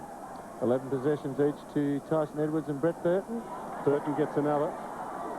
Bassett couldn't break free. Edwards, Stengline, Tawney, Stengline. And he bounces from defence to McLeod. Drop putt towards Carey. Got it. Maybe too far out to score. Goes with a high bomb to Perry.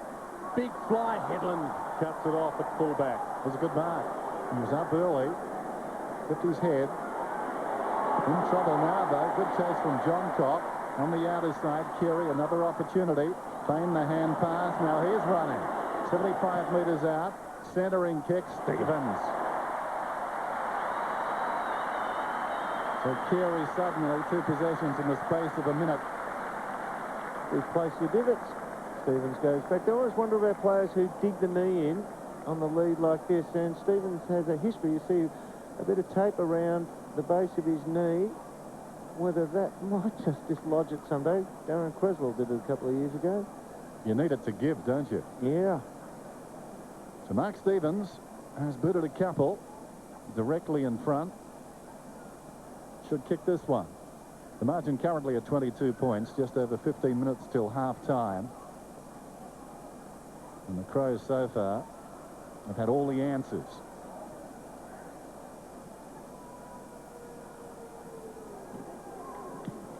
Kick is on its way. Goal umpire goes to his right. It just swings right to left behind. And during that set shot, young Byron Shammer comes onto the ground for the Dockers. He'll be in the number 3 Guernsey. Big raps on this kid. They say he can seriously play, but in his first game, we won't put too much on him and expect too much too soon. Knows this ground, having played with West Adelaide here in the SANFL. Good mark taken on the outer side by Sandilands. Tallest player ever to play. Chips the kick nicely. Bell. About to get caught, gets the kick away just in time. Wide. Medhurst, the target. Ball bounces unkindly for him. He waits. Knocks it out in Farmer's direction. That ankle looks okay. Toe pokes the ball nicely. Now inside 50. Ball rolls to Pavlich. Handball's over the top, but Haynes is bumped off the ball, and the ball's picked up by Bassett. Long kick from him. Stevens gets there. Bode. Carey on the move again. Takes the mark. Is he too far out to score? Chips it to Perry. They're combining well. Perry, ball knocked away from him by Woods. Bell. Back pocket. Not a lot of options. John Cock. Fist away from Hanlon. Gets the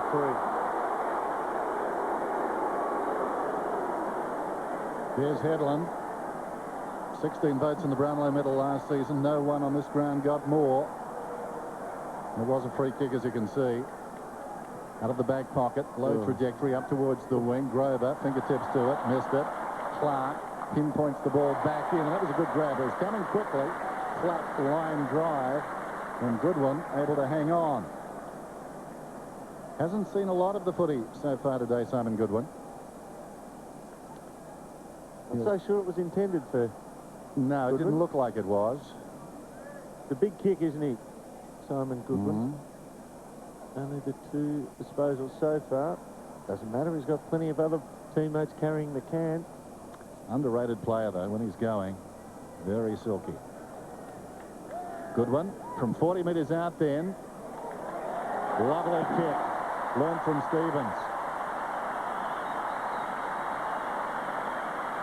The energy market's getting tough. Things are changing. We need an edge. Well, let's look at the options. When it comes to business thinking, chartered accountants have the superior training and business experience to guide your business in the right direction.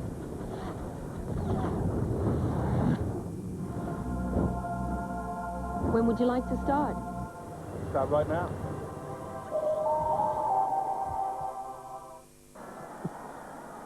Crowd enjoying every moment here at Amy's Stadium. It's almost a full house. New grandstand has been in place for a while. Build it, and they have come. Hazelby loops the ball over the top, hoping for the takeaway. Pavlich, can he find a target? High ball, Medhurst, 1-2. A little unorthodox at times, but when he's going, he goes very, very well. Well, that is the first passage of play that he's marked one and hasn't gone to ground. Every other passage he's involved in, he's actually hit the deck. Picked 56 in the 2001 draft, which was swapped to Adelaide for Daniel Shell.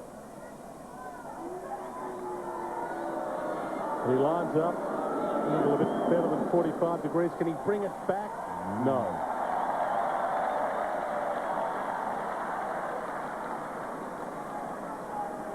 Paul Medhurst, 36 goals last season, 2 hauls of 4, 5 of 3. He got 3 against Adelaide, round 22.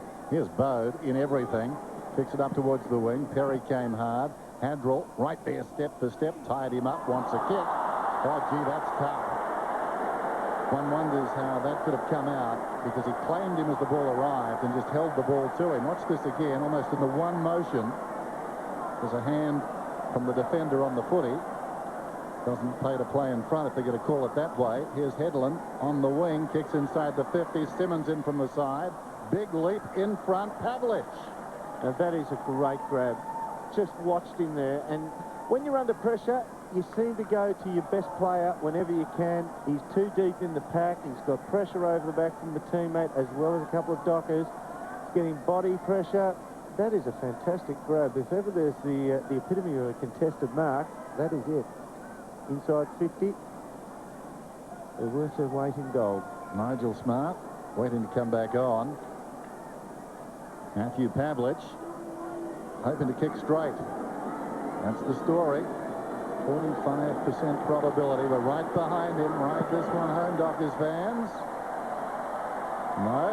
Off hands across the line. In any case, it was offline. There was a wonderful pack mark. Fremantle Creek closer.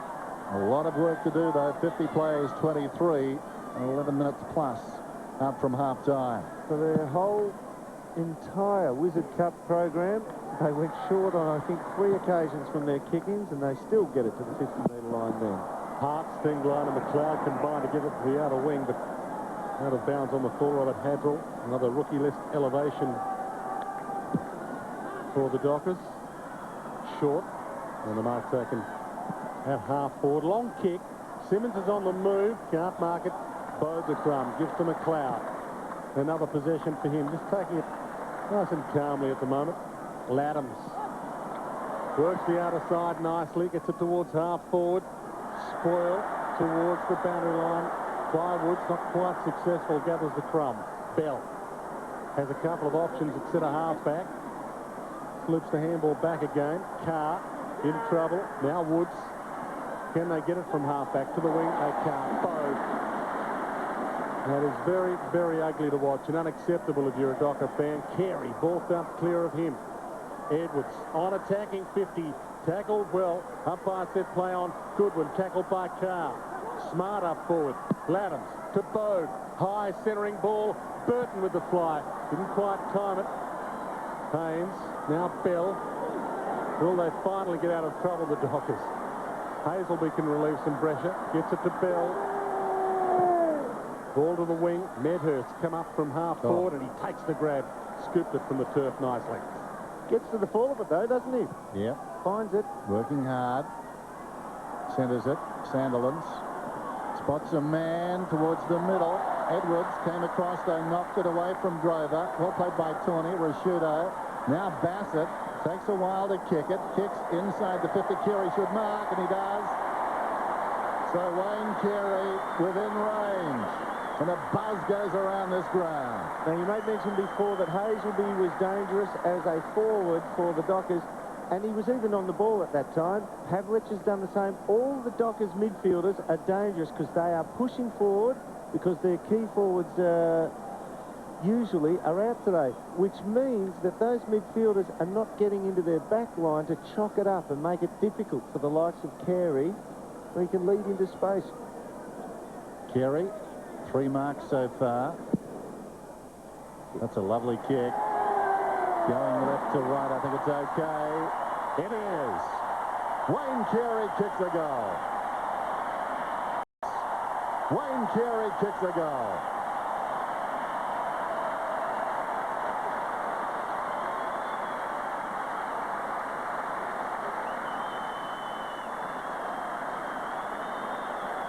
Not quite the same aura about it if it's like watching Farlap win his last race, you know. No, but the crowd actually don't cheer. They just all stood up and applauded then, didn't they? Like an appreciation for what they've been waiting for. He read it well. He still reads the ball beautifully, doesn't he? Well, there's been a lot of speculation and talk pre-season about his round 6 encounter with the Kangaroos, and we've got that game on Friday Night Football on 9. Round 6, Kangaroos up against the Crows. Clark in the ruck, down to Rashudo. Goodwin, can he trap it? Yes. Stingline, inside 50, McLeod. If you Hasn't call played to it. play on, or do you just want to make the degree of difficulty a little higher? Off hands. Woods slaps it through for a defensive behind. Gee, it'd be worth another look at that, wouldn't it? I think he paid the mark. I think the umpire paid the mark. Yeah, I watched the umpire. Clean. Yeah. He's held it up and claimed it. I'm sure the umpire did pay it, but he chose, I think, to play on. Such were his reflexes as Cook gives it across to Hayden. Hayden hand passes to no one in particular.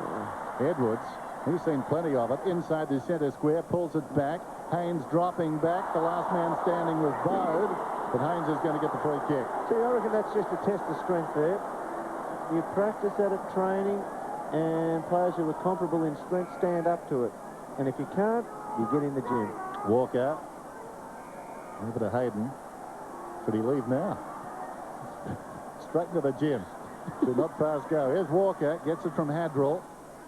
Driving kick down towards half forward. In front. Pavlich, a half chance. Working against Stenglein. McGregor at close quarters. Too slick for Rashudo, who was then pushed in the back by Shammer. Now for Rashudo to get the free. And he's a crowd favourite as well. Just pops it out wide. McGregor into space. He's on the wing, goes down towards half forward. Stevens on the lead. Well, he's far too accomplished for Woods. Plays on. This is Smart. 70 metres out. Goes long. This could carry the pair. Pollack did well. Sliding in down there was Bode. Hand passing towards the boundary line was Hadrill. Played closer to the boundary line by Haynes. And out it goes. Well, it's interesting. When Carey is near the football, Bode would never be more than 3 metres away. He is. He's feeding off him, isn't he? But also young Pollack has done very, very well. When they've actually got to the contest together, Pollack has matched him. It's just that the ball's been coming down quite regularly, and he's read it very well, Carey. Tawney steals, and the ex-Tiger may have put it through from the angle. Yes. Week after week, I go into the streets and meet all sorts of very interesting people. If aliens were looking for intelligent life forms, they'd be very disappointed. Yep, I'm in a lot of crazy fans. But now I'm proud to tell you I've become a true crazy fan myself. And why not? Crazy Johns are the best mobile phone retailers in the country because everyone knows they give the best deals. Crazy Johns are #1 for mobile phones. Call 13 22 99. Crazy Johns, we love you, mate!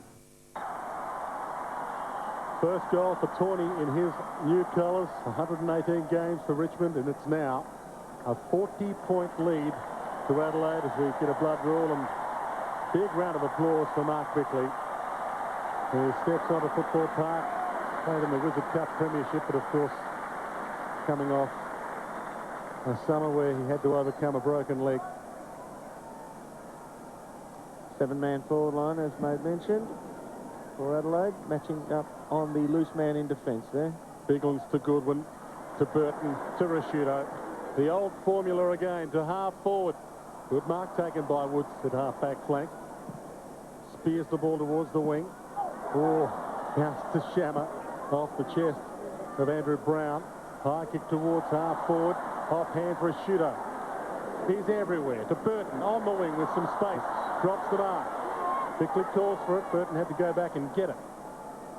Smart takes the mark. Plays on quickly. Nigel Smart to Rashudo. Towards the centre square. Spots him out towards half forward. Tawney, who kicked their last goal, tracks it out towards left half forward. All the time in the world. Perry comes on a lead. Grover showed courage. Got a cross in front to close it down. Headland to fumble. Biglands goes in after him. Arriving quickly, Stevens. Falling over Headland. Tries to slap it away. Picked up by Perry. Lines up on goal. Brilliant smother. Off the boot. But ricochets from Hadrill and goes out of bounds. Always a chance to smother that one. Big Ian Perry, who's improved his kicking this year. But in general play, just looked a little bit slow hand to foot still. Boundary throw in the pocket. Falls forward. Headland smothered by Tawney. He keeps it in. Tawney, looping hand pass. Bode thought about kicking. Stopped. Pulls it back. Bickley. It's almost stopped being a game here at Amy Stadium. It's more like a parade. They've clapped Carey, Rashudo and Bickley. They're enjoying this, the fans. The pressure's gone out of the game to all intents and purposes. It's keeping's off then, wasn't it? Yeah, Bickley kicking at their 11th. 10-3, 3-5. There's Burton off the ground. Long kick. Rashew, they've actually got a hand pass from Bickley. Little sleight of hand. He kicks it behind. Hadrill to kick in from fullback for the Fremantle Dockers, who are hoping to shut up shop before half-time and reassess. Might go down to James Brayshaw again. The farmer's no good. Couldn't go on with it, James. No, the Corks got him, Dermy, and a bit of claret flowing out of a nick under the left knee for Tyson Edwards. So it's only getting worse. Hayden to Bell. Runs the wing. Chips it. They've got a flood of players, the Dockers. Taken inside 50 nicely by Brown. Can he put it through? Well, that tells the story. The disappointment all round for Fremantle. Did you see Pavlich then running down the spine, and he just put his hands on the back of his head and said, "Oh my God." Is the Fremantle song the song of the vulgar boatman, Dennis? Is that correct? How do you, I think it is, how do you yes. spell vulgar? I can mind it. Bickley out wide on the lead. Strong hands from Perry. Coming up the ground more from this end, isn't he now? Interesting, too. Those 3 Dockers against 1 Crow there running forward. Said something about the respect that Adelaide is showing Fremantle right now. Perry goes for distance. Hangs a long time in the air. Nigel Smart made it a chest mark or lower. Brought back on his mark. The man standing the mark, Troy Cook, has been conspicuous by his absence. Just 1 possession, most unlike him. Smart just sets it up. Simmons drifting back into the hole. Goodwin did well. Hedlund thought so. Plenty of time. Swings it out wide. Hazelby takes the mark. Really the only midfielder prepared to go forward. Hedlund and Bell getting very deep in defence. Cook gave a contest. Tawney came across brilliantly and thumped it out of bounds. That was intended for Cook, and Tawney forgot personal safety and launched himself. Well done. Ball about to be put back into play. You can see Chris Connolly on screen, who wouldn't be happy. He wasn't happy last time his team played a South Australian team as well. Earl Spalding next to him. He's not exactly fading away either, the big Earl. Ball towards Carey. Half forward flank. Can he get on the end of it? Goodwin does. Tries to dish it up to Carey. McManus. Carey still. Gets it over the top. Riley, a chance. 30 metres out. And hasn't he started this season brilliantly? Wizard Cup Premiership, now a goal.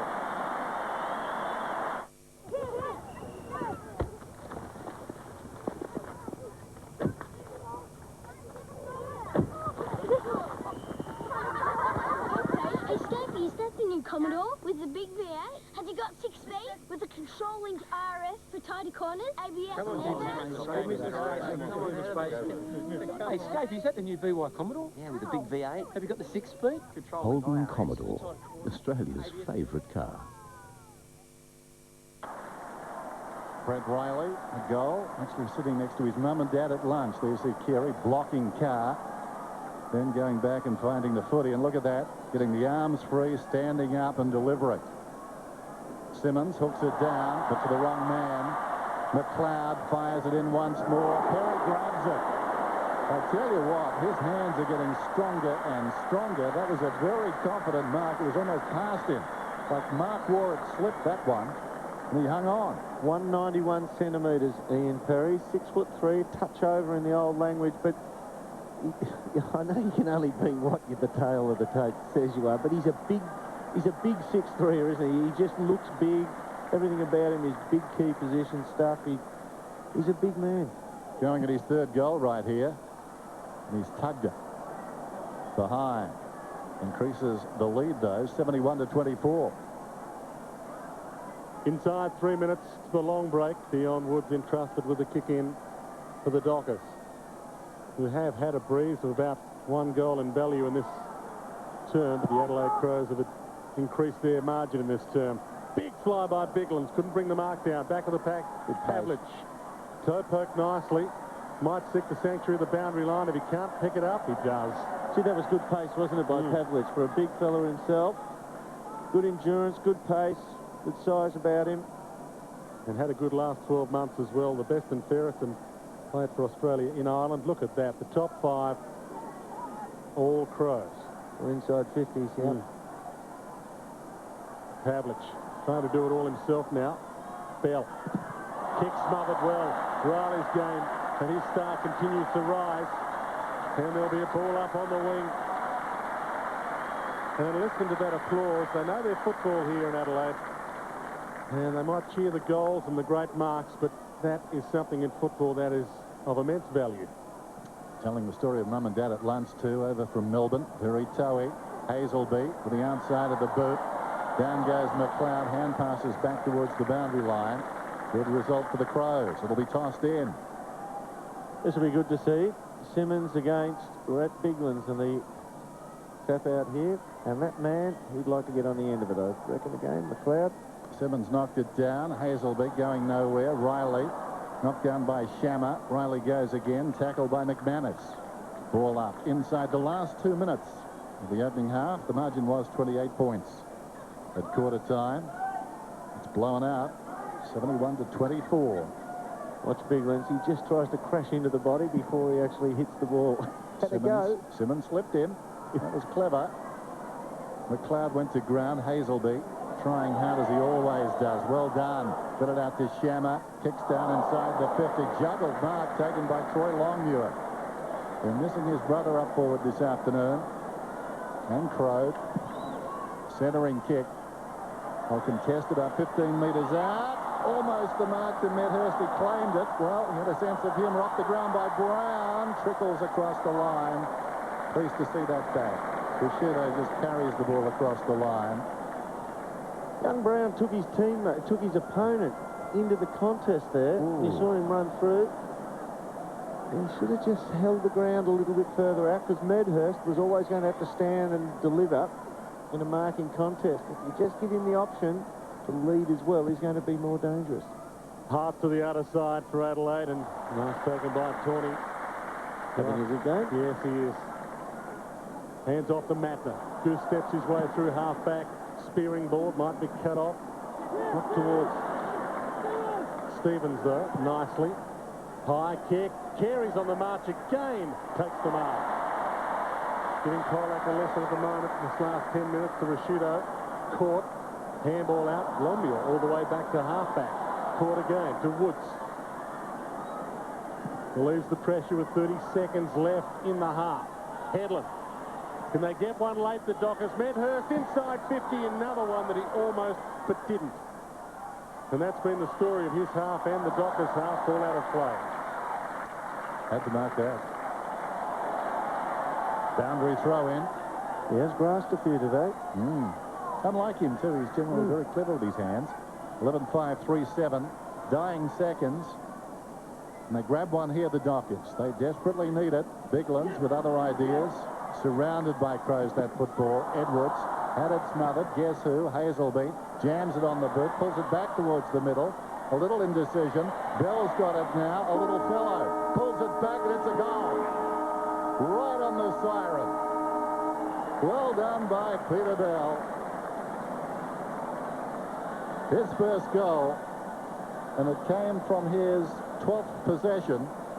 Interesting, his career high against these Crows, 44, round 22 of 2001. So half-time, this is a case of too little, too late, you'd think so. Adelaide 11-5, Fremantle 4-7.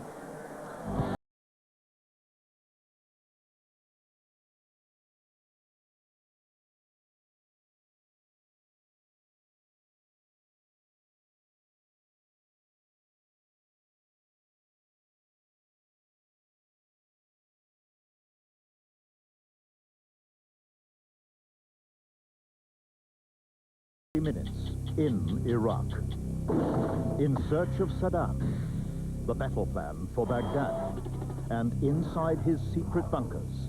Also, the untouchables. Tara Brown investigates the elite lawmen who broke all the rules. Completely involved.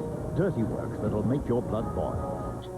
And after the breakdown, Mariah Carey's bouncing back. It was pretty simple. Is that right? Toyota presents 60 Minutes, 7:30 tonight. Get a free fashion tie with every Glow Weave or Van Heusen business shirt. When it comes to decent menswear for less, Peter Shearer is under them all. Wear something, wear something, wear something, wear something. Wear something decent. Peter Shearer Menswear, under them all. Introducing Mach 3 Turbo. Total comfort shaving down or up. An anti-friction coating on the blades plus a strip with more lubrication. So even against the grain, there's less irritation. Mach 3 Turbo, new from Gillette. To inform you about the benefits of your Yakult, we're with microbiologist Dr. Conway to find out why Australians need probiotics in their diet. Probiotics are vital for controlling potential disease-causing bacteria by replenishing the healthy bacteria that exist in everybody's intestine. Each bottle of Yakult contains hundreds of millions of specially cultivated bacteria, making it an exceptional source of quality probiotics for everybody, every day. I didn't think she would actually do it, but if she did, that was a shot I just had to get. I couldn't worry about lighting, or movement, or anything else but her. Kodak moments happen every day, and with Kodak Max you can capture them in sunlight, low light, action, or still. She did it. Kodak Max. It's all you need to know about film. Morgan Canton special guest present Cruising with the Coach tribute show. Join Morgan and the crew on a non-stop around-the-world musical voyage. After a sellout season last year, book early to avoid disappointment. The Royal Coach Motoring Tribute Christmas show, book now. Oh, baby, that's the one I like. Check your mirrors, indicator off. Away you go. Take your hand off the wheel, fumble around for your bag, don't forget to take your eyes off the road. Right. Grab the phone, bring it around to the front, say hello, get distracted by the conversation. Hi. Veer over to the left, up onto the footpath. Excellent. Now into the oncoming traffic. Don't use your indicator. If you need to talk, pull over or use hands-free. Drive safe, phone safe. Tonight, the Blitzers go head-to-head. First pick, Rigby. I'll take the dog. Because this backyard gets the superstar treatment. Look at this Barbie. It's a boy's paradise. Got the goalpost going here. And when you see what happens, you'll go 8. And at 7, meet the growing family who prove 5 into 2 won't go. It's time to move on to something a whole lot bigger. Now it's Peter Everett to the rescue. You've done it again, my dude. I'm not hearing. When Deborah Hutton presents Location right after Blitz tonight on 9. This AFL coverage proudly brought to you by Amy, Sky City Adelaide, and Crazy Johns.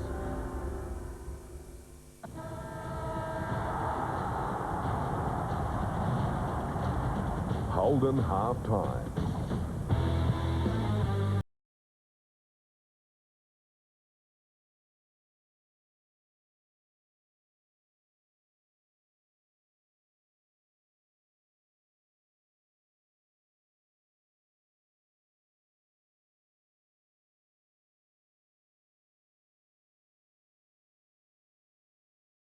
And welcome to the Holden half-time from Amy Stadium. Scores at half-time, Dennis. Yes, the margin 28 points at quarter time. It's blown out to 40 at the major break, 11-5 to 4-7. Well, Adelaide can do no wrong at the moment, playing with a lot of confidence up forward. All of them dangerous. Stevens and Perry 2 apiece. And then 7 other players have got singles. Paul Hazelby, we touched on this during the first half, probably their most dangerous forward in Durham. Unfortunately for the Dockers, he's starting in midfield. Absolutely, floating through. Pavlich a little bit as well, but all the rest of their midfielders are spending most of their time down back, so they've got no real potency up forward. But Adelaide did come out with a rush after an initial period.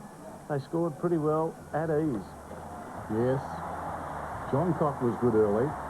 Had 7 possessions in the first term. He's got some run, and the key forwards we were talking about, Stevens dangerous, Perry dangerous, Carey late and early, and then suddenly fired up in the second quarter. Absolutely. Perry here sorry, this is the one where Stevens runs onto it again after Carey hooks it back into the centre. He's a 6'3.5" centre-half forward who does have a lot of mobility. You wouldn't say he's absolutely polished. He's got enough polish to be a class player, Stevens, but he just is a worker horse for you. And look, the rest of them up there, as you made mention, Carey, he presented. I just love Bo. I mean, hasn't been 2 paces away from Carey. I'm sure he'll be alongside him in the shower tonight. Absolutely. Let's have a look at the shots at goal, Dennis. Now, if you draw a line right down the middle of the ground, they don't go too far of that spine to have their shots at goal. They've been pretty focused there. Well, I think the big guys are attracting the footy, aren't they, on the forward line? Yeah, Perry, Stevens, Carey. Carey going a little deeper, but that's his role given the structure down there. Absolutely. You see the ones that come out to the right there, the red dots were basically Perry's leads. Now, this is Carey and ISO cam, and the player cam here. And he did move all right. I mean, he doesn't have the pure zip that he had years and years ago. That's for sure. He's 31 now. But you've got to say, too, Derm, it's an unfamiliar role, isn't it? Suddenly, he's not the man. Correct. And it's a big difference Yes, between it is, yeah. playing forward pocket and full forward. For any two positions on the ground that sit next to each other, I think they're probably the two that have the biggest difference attached to them in the way you fundamentally go about the task. Interesting, too, James Brayshaw said he was very tough coming to the ground. Doesn't matter how many times you played, something like this does make you very nervous. And he played that way early. Absolutely. I mean, he did get caught a few times, but he is Wayne Carey, and he does know how to play the game. What's going between that ear and that ear is as good as you'll ever find in a game of league footy. He still knows what's going on up there. Fremantle, though, they had some terrible errors at their expense. Big Sandlands here. First game in, that's called peripheral vision. You don't want him handling the football too often, do you? That was a case of necessity, but as a result, they springboard away. And some of the mistakes coming out of defence, you can't be a playmaker all the time, and some of these young players don't realise that. Sometimes it's got to be kick and hope, doesn't it? Yeah, sometimes you just have to thrust it forward and trust that your forwards, further afield, have read the play as such and say, I'm going to get on the end of a 50-metre kick here because it's the safety kick for the team. He's under pressure. He's just got to thump it forward. And you saw Pavlich wanting that ball. It didn't come out. Absolutely. Well, there's games on here, and if you want to see a game as well, name a game. Any game you want, Dennis. Can you think of one? Would have loved to have played one. 1-800-035-665.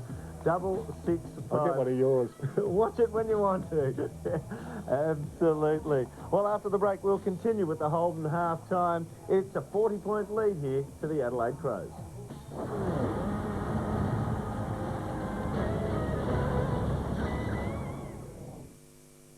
Probing the cause of yesterday's fatal helicopter crash.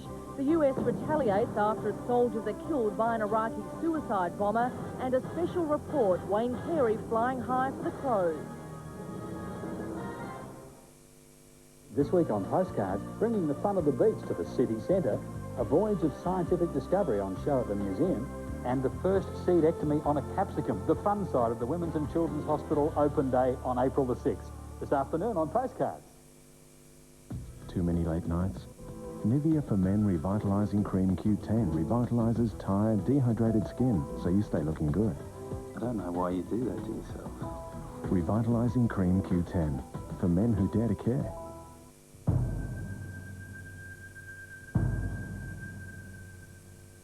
Now you can enjoy the best of the city.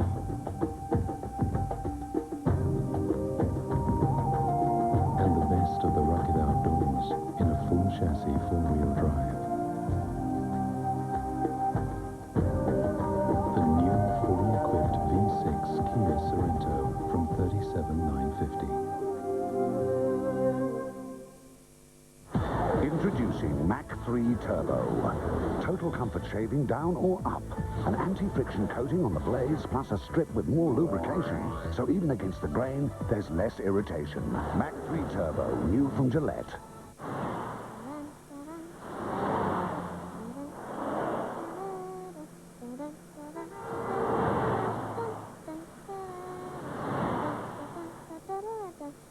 Until they're 10, kids should always hold hands with an adult to cross the road. On Friday, April 4th, Walk Safely to School Day, we'd like all parents and kids to join hands and walk safely to school. Tuesday, an American Idol accused of murder. He's a movie star. But he ain't the only suspect. Oh, CSI's on trial now. Figure it out. Find the killer. Just like in the movies. All new CSI, 8:30 Tuesday on 9. Tuesday, a moment of truth for the West Wing. Find out. Emergency squads are still on the scene. We will do what is hard. We will achieve what is great.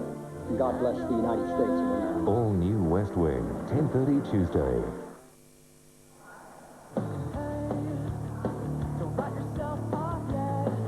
A couple of young hopefuls go through their paces here at Amy Stadium during the Holden half-time.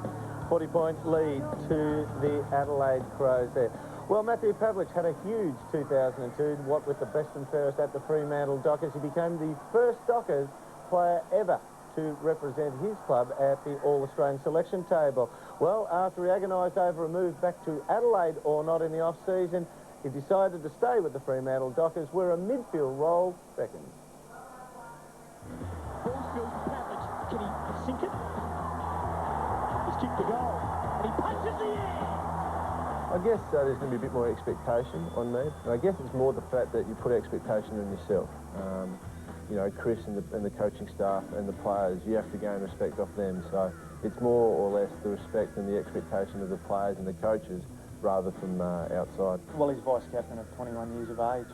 I think that says it all, and we think he'll be one of the key components to this club over the next 10 years. And, you know, at the end of that era, Matthew Pavlich would have had a fair piece of this club. Pavlich pushing up the ground, showed good judgment, runs to 50, lines up on goal. What a thumping kick! Matthew Pavlich. I guess versatility has been something that I'd like to think I've had throughout my career. Even my junior days, I used to play sort of all over the place, as everyone does in their junior days, but I used to play in a midfield role when I was younger. I guess it's been interesting, another challenge for me, obviously, not only out in the field, but sort of in the weights room and all those things that we do.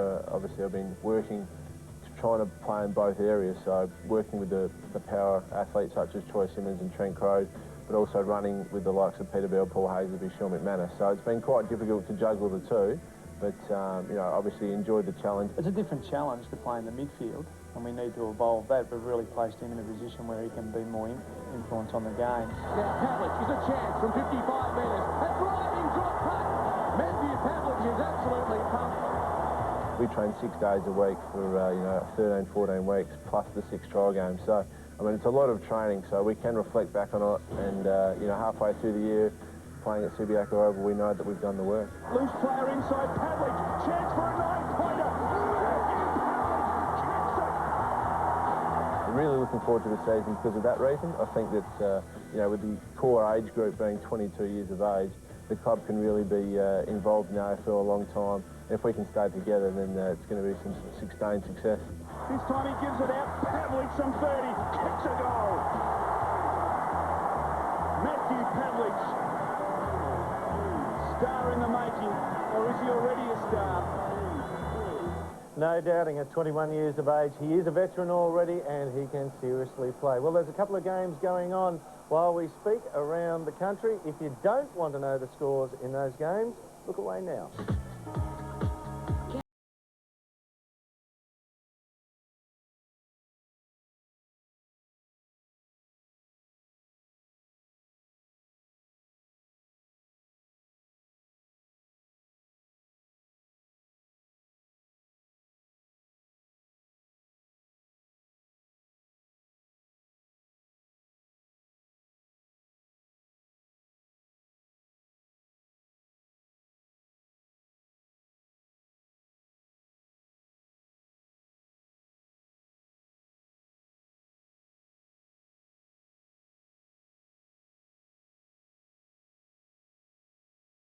That wraps up the Holden half-time. We'll be back here after the break with a 40-point lead to the Adelaide Crows.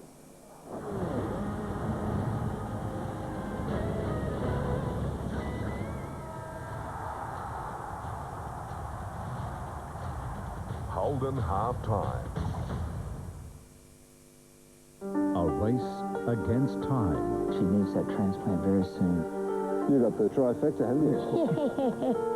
You got the heart and the lungs and the liver. That's right. A family's courage. When you're in love, it doesn't matter what's wrong. Love is love, you know what I mean? Chody's inspiring fight for life. You realise that you're going to make history? Someone's got to be first. Plus, too smart for his own good. The Trivia King band from Pub Quiz Nights. I would beat any person in Australia. Nissan presents A Current Affair. The summer's been hot. The training has been hard. gut-busting, heart-wrenching. But we have the passion to go all the way in 2003. Buy a club season ticket and make this our year. Call the Power Hotline, 8447 9900 now. Turn up to Amy Stadium and together let's turn on the power. I read about these guys. They're supposed to, like, yell at them, try to make faces at them, but they'll never move a muscle. Here, watch this. What's with the goofy hat? That is the biggest damn beaver I have ever seen. You do that again, and you're a dead man. Jackie Chan looks like a fool. Owen Wilson. I try one of these sausages. Mmm, this is good. It's made from the finest sheep splatters. Shanghai Nights. Thanks, mate.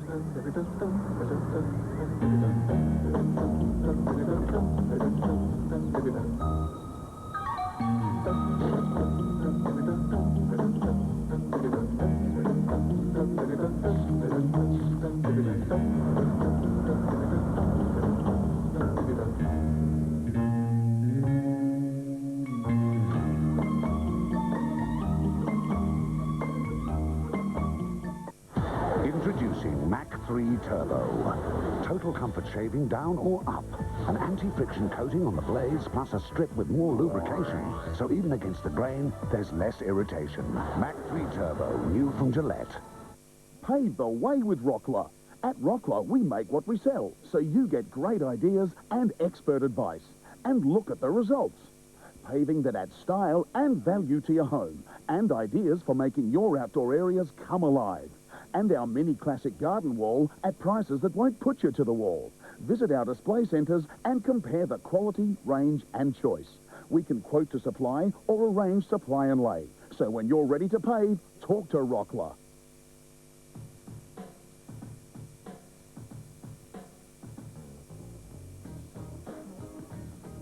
If you don't tell anyone, how would they know?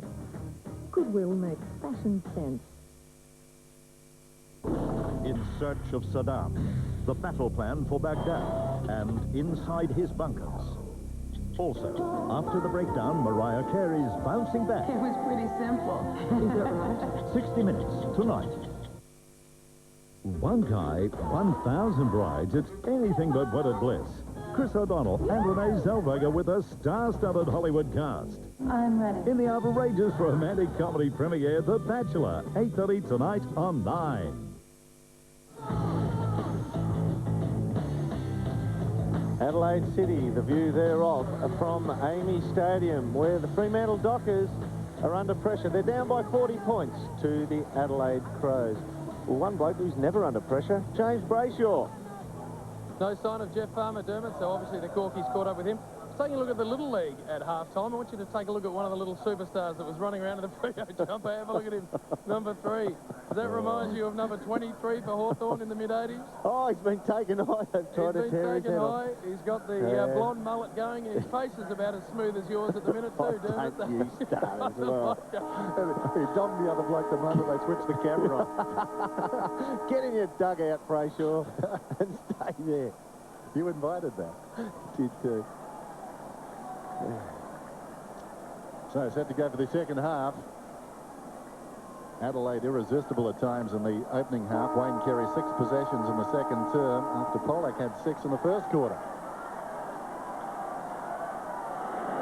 Rucks go at it. Good bounce to start proceedings too. Clark tried to direct it down. Stenglein could have been taken high. No free kick. They scramble after it. And the umpire will do it again.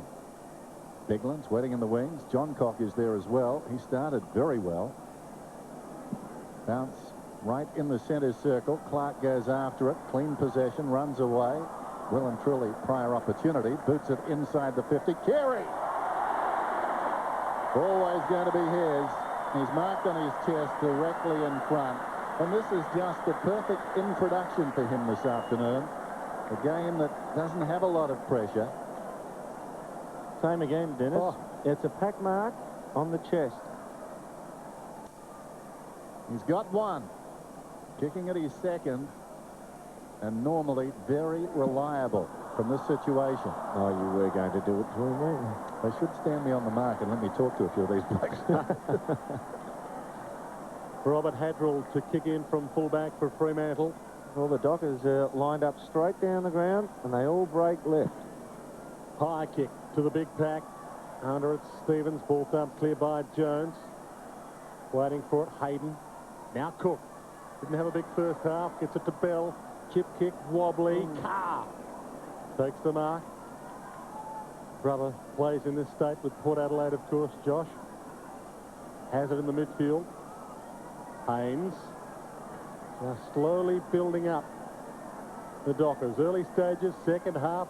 Need to play their way back into the contest step by step. But messing around with it a little. Grover.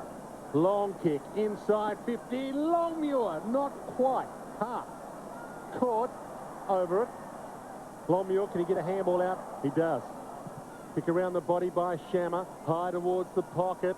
Big pack flies. Off hands, Pavlich. Can he start something? High kick. Goes for the miracle goal. Yeah, he hasn't. Oh, he has!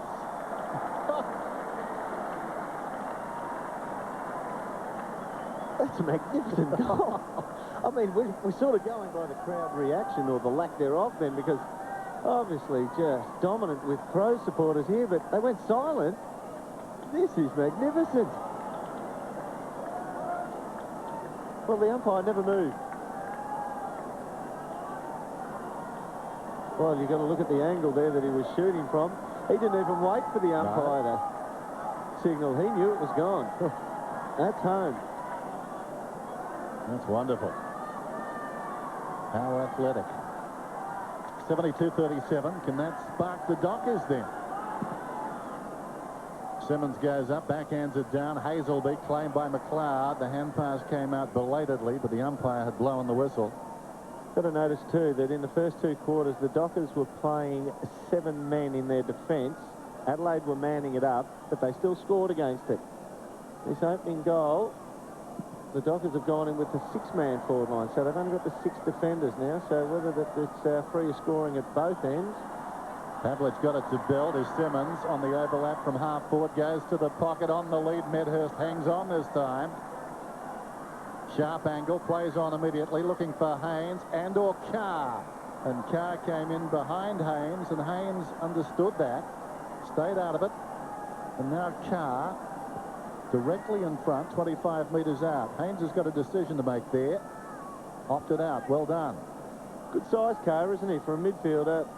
Run-with type player, 191 centimetres. I like him in this role too, Dermot, on the forward line, because he can take a mark, and he's hard to match up with. Should kick this. And he has. So a flurry of goals from the Dockers.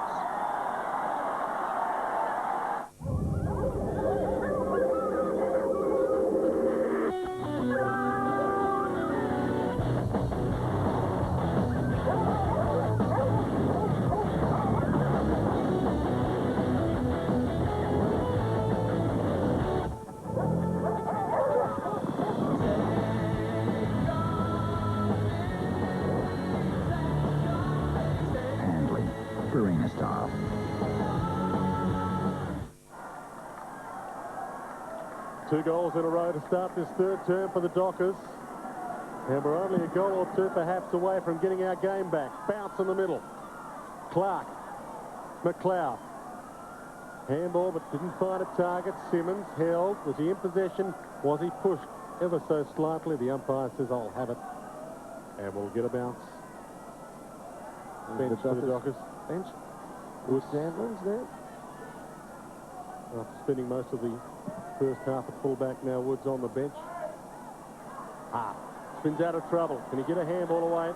Can he get a kick away? He can. That is amazing. To Tawney on 50. Long drop punt. Offline. Only a behind. How did that happen? 20 metres in the clear.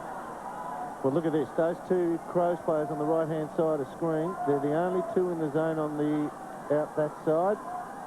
So they're not covering thin air. All the Dockers float to the other side. Hadrill goes for distance. Jones from behind got a fist on it, knocked it away from Burton. Camped in front, Bell. Hayden with time, left half back, kicks it up towards the wing. Shammer worked under it by Smart. Ball cleared the pair. Tawney leads back in the race then with some time. Props. No margin for error there. Smart, that should be 50. Oh, Shammer, don't know what he was thinking. The young man in his first game. Can't do that. No. No. I bet you couldn't have done it in his previous competition either. No excuse for that. Smarty was almost going to go to ground then to try and make sure about it. Well, he made sure he dropped the ball. Yeah. He could really have held onto it if he wanted to. There's the angle. Imposing stadium now with that second tier. Nigel Smart. What a great crow he's been. Misses this time to the near side. Increases the margin, although things have improved since half-time for the Dockers. Hadrill again from fullback Nigel Smart, one of 5 Adelaide Crows players to have played over 200 games. The most experienced team in the AFL in that regard, and the Dockers have no 200-game players in their lineup. Of course, Smart has played the most games of any Crow, 252. Kick out from Hadrill finds Carr. He's got to bend and go the other way or go very short because the Crows are everywhere forward of him. Carr to Shammer, who actually comes from Loxton, town made famous in a way by another player who played with the Dockers, Tony Modra. Working it around from defence at the moment. Walker, short. They can go out to the wing if he's got good vision. Chip kick by Hayden. Into the middle, and now they are away. Short pass is not good. Cut off from Jones's pass by Bickley, and the Crows are away. Bode, wide. Stevens, has he got an option wider? It's Perry. Half held, and he gets the free. You can sense Adelaide just has the class to put the foot down when required. And also, this kid Shammer is on Nigel Smart in the goal square, and Smart is going to be just a little bit big, a little bit strong, and a little bit too much know-how for this kid Shammer. Goes with the pass, thinks he can't get the range. Grover with the spoil, close to the boundary line. Edwards can't control it, and will get a ball in forward pocket for the Adelaide Crows, and they're just lining up, ready to pounce. They realise there's a lot of kicking to be done. Boundary throw in. Clark battling there with Simmons. Calls behind them. Seizing the opportunity, Tawney has been busy in this quarter. Clark tries to knock it wider. Intercepted by McManus. Burton goes after it. Slick hands away. Hayden went down. Tawney had it smothered. Well done by Cook, who goes again. Over the football is Bickley. And it's holding the ball. Well, he did dive on top of the football. He knows no other way. On that occasion, he's penalised. Bell up from the back pocket. Goes short. Hazelby 20 metres away. Just over 14 minutes till three-quarter time. Hayden, a couple of goals here working into the breeze, and the Dockers could be some silly hope. Headland inside the centre square. Unloads, goes for distance. Beautiful kick. Longmuir dropped the mark. Didn't have the football, still hasn't got it, then throws it across to Goodwin. Smart. Across the goal front to the opposite side of the ground. Perry is there. Alongside him, Burton. Burton gathers the bouncing footy, goes in short. Bickley has it, hard against the boundary line. Perry is still running. That's ignored initially. Bickley back to Burton. And he's off. One bounce, a second. Through the wing, down towards half forward. He's striding out. The kick, not the equal of the earlier good work. Bounces off Hadrill. Picked up by McGregor. Got it across to Clark. McLeod, look at this. Dragged down the hand pass. Ill-directed towards the boundary. Stevens, was he pushed? Not according to the umpire. It'll be tossed in. Oh, was it a push? It was. But the boundary umpire indicated toss it in, but he dashed across. It's a free kick to Stevens. Real signature the way the Dockers are going about this third quarter. They've had 16 kicks. Only 3 of them have gone over 40 metres. The other 13 have all been short chip passes. Well, this perhaps emphasises Adelaide's discipline. That's a tough Stevens call. wants to kick this to the top of the square or pass it. He's just waiting and waiting and waiting. And the Dockers have all flooded back. Shut every hole. So he goes with the check side, and it would be amazing. It's not. It's earlier behind, and from that pocket, it was always going to be difficult to score the goal.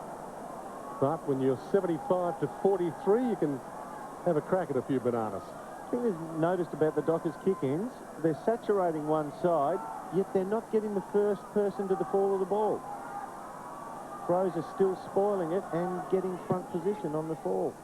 Adderall again to distance. Same again. Stevens in front. Falls in front. Edwards, the crumb this time. Back to his own goal. Gets it to Smart. Bain the hand pass. Takes on two tacklers.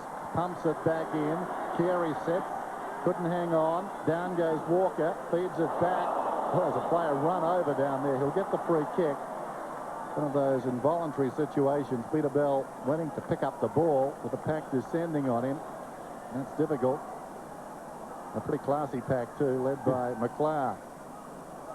So Bell, as he did so often last season, very deep in defence. Walker still in the back pocket. Dockers very, very unsure of themselves at the moment. Gee, that gives you a real insight as to what he has to look at. That's just hit and hope, isn't it? It is, and he hopes it will stay in play. And it hits the fence. So a free kick to Adelaide. Clark or Burton, they both want it. Problem They was, tackle each other to get it. they just got out there too soon, the Dockers, didn't they? They just run out to there, and then they're stationary targets, which can get picked off. They've got to keep the space open and pile in there on the move. Chip to the lead and cut off by Bell again. So again, the Dockers are going to try and work it out of defence. Headland this time, from one side to the other. Hayden, the target, takes a good mark, and the Dockers are away. A bounce at half-back flank. Members side of Amy Stadium, a second, a third. Now he's in trouble. Gets it over the top nicely. High kick towards half-forward from Cook. Off hands, Bassett, Bickley, and now the Crows on the rebound. For a shooter. Harry the target. Good grab. You mentioned his hands earlier. They are like a vice. Big, isn't it? Big body up in front. Centering ball again. Carey, the target. He's about to launch. Burton with him. Off hands, McLeod. Trying to shovel it over to Stevens. Bell grab. Gave to Grover. Back pocket. Spearing ball. Looking for Carr. Finds Perry. 52 metres out. Ian Perry, recruited from East Perth, a centering kick. Carey comes on the lead, and that's a clever mark. Strong in the hands. There was no chance that McManus could reach that ball the way he marked that one. He just arched the back, didn't he? And just, well, basically almost a chest mark, even though he took it up just below the throat. But you notice the Adelaide forwards, they lead to the kicking player. Every forward thrust that goes forward to the Dockers, the player's running away from the kicker, and they rely on kicking it over their heads into space and try and run onto it. Forwards demand the ball when they lead at the ball-carrying player. He's got 2 goals. Wayne Carey kicks from 45. He missed from here earlier. He's learnt, like most good players do. Oh, yeah, there's some with the numbers slightly smudged. That can be a real problem, because even if it doesn't scan, say it's on a packet of frozen chips, and they're quite the worst things for scanning, I can tell you that much. And then they have to put the number, and they get to a number, and it's a slightly smudged. I mean, they have to call the manager sometimes in the supermarket. It can just lead to hours and hours, well, not hours, I'm exaggerating here, you know, minutes of complete turmoil in the supermarket. But then I take it back, and I put it in the book, and order is restored. And you know what I think if they could do?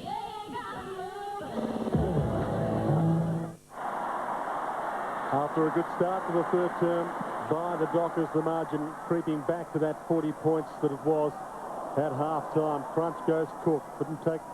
Well, there's a free kick in the middle, and it'll go to Pavlich. Starting in the middle with Simmons at the moment, so the 2 big men in the middle for the bouncers. He's on the move, Simmons, down the forward line. Pavlich long to Simmons. Good position, knocks it down. Hazelby, Medhurst. Chips the kick, looking for, and in the end, finding Brown. But he takes the mark about 25 metres from goal. Andrew Brown, just 1 game in his debut season last year. Number 52 in the 2001 draft. Actually named emergency 9 times before he got his first game. But he has a chance here to slot it through. Comes from a sporting family. His father played baseball for Western Australia. Oh, that's costly. And that is a very, very costly miss for the youngster. Just checking, too. Wayne Carey's got 2 goals. 12-9, 6-8. Hart, Woods, Biglands, Pavlich launched himself. McGregor, the best recovery, charged down by Brown. Biglands gets another chance. Goodwin running out of space. Well done by Haynes. Smothers the handball across the boundary line. It'll be tossed in. 81 plays 44, but the Dockers looking better in this term. Throw in, right half forward for Fremantle, working into a slight breeze. Pavlich knocks it down. Hazelby hooks it and hugs the boundary line with a kick. Medhurst attempting the one-hander as it ricochet out of bounds. Hazelby 17 possessions, and most of them, you've got to say, despite the way the Dockers have played, have been quality. Throw in right full forward this time as they edge closer towards goal. Backdrop a sea of faces at Amy Stadium. Pavlich, he's kicked one miracle goal already. He might have a second. Oh, that's terrific.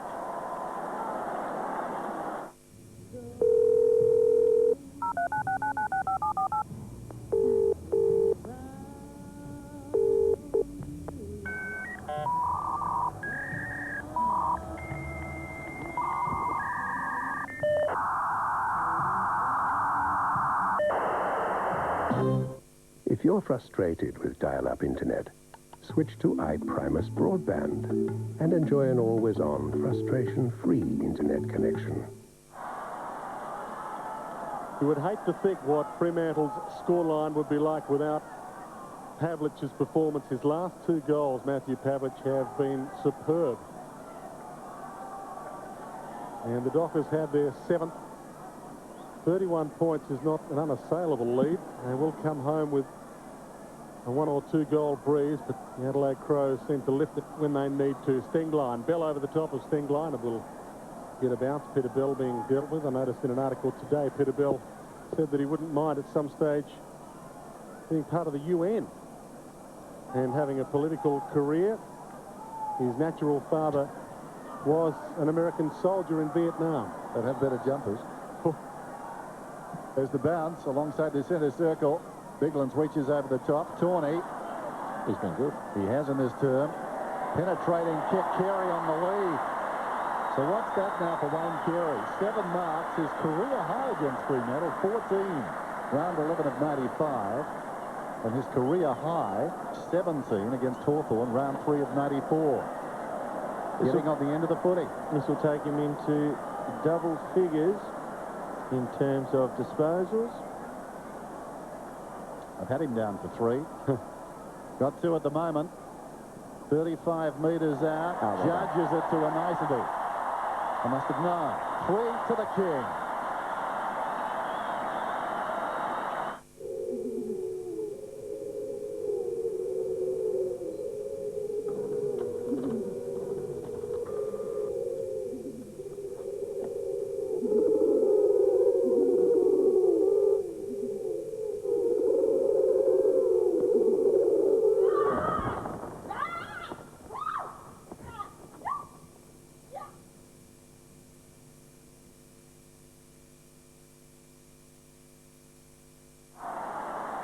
Three goals to Wayne Carey. Had 12 months off, but you can't keep a good man down. And once again, he is proving what a superstar he has been and may continue to be. Burton to the outer side. Woods back on after spending some time on the bench early stages of this term, and he takes it out of play as we go down to James Brayshaw. Jeff Farmer out in civilian clothes, boys, so fair to assume we won't see any more of him, and the breeze has stiffened. It's not your Fremantle doctor, Dennis, but there's more to it. Well, some heartening news for the Dockers, provided they can stay in touch in the run-up to three-quarter time. That's problematical. Bounces off the chest of Carey. Stevens, McLeod, closing 20 metres out, gets the goal. A dagger to the heart. Well, they weren't going to catch him then. He got that on the move, and I doubt there's anyone in the league who can run him down from behind once he's got 3 or 4 paces under his belt.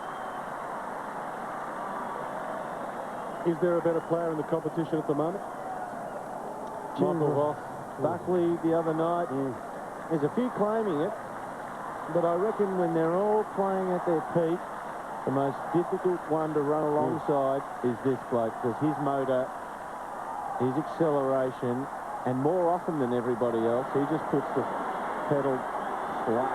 Yes, you'd hate to tag him. He's harder to follow than a Carlton player payment flowchart. Ball back in the middle. Good one. Over the top of the handball, Bickley. Get it again, yeah. Inside 50, McLeod again. Can he kick 2? All hail, Andrew McLeod.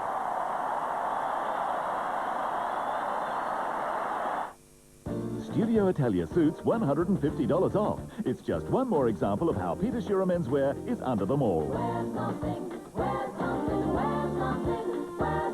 Wear something decent. Peter Shearer menswear under them all.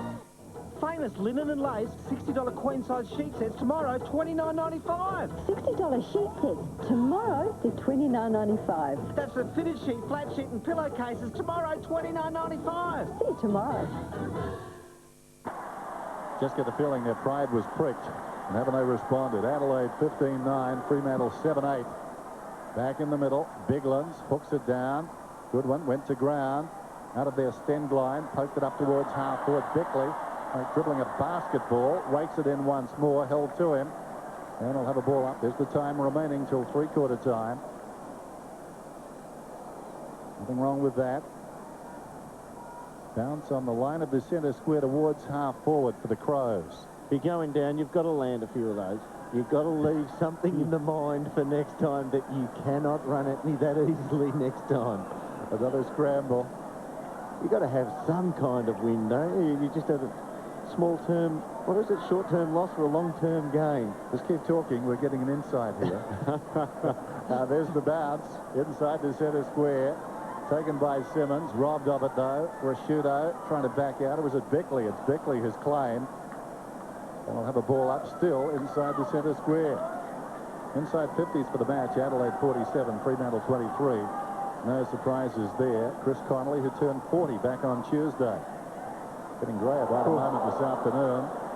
Bigland slow to get up. McGregor had it, lost it. Oh, down goes Carr, I think it is.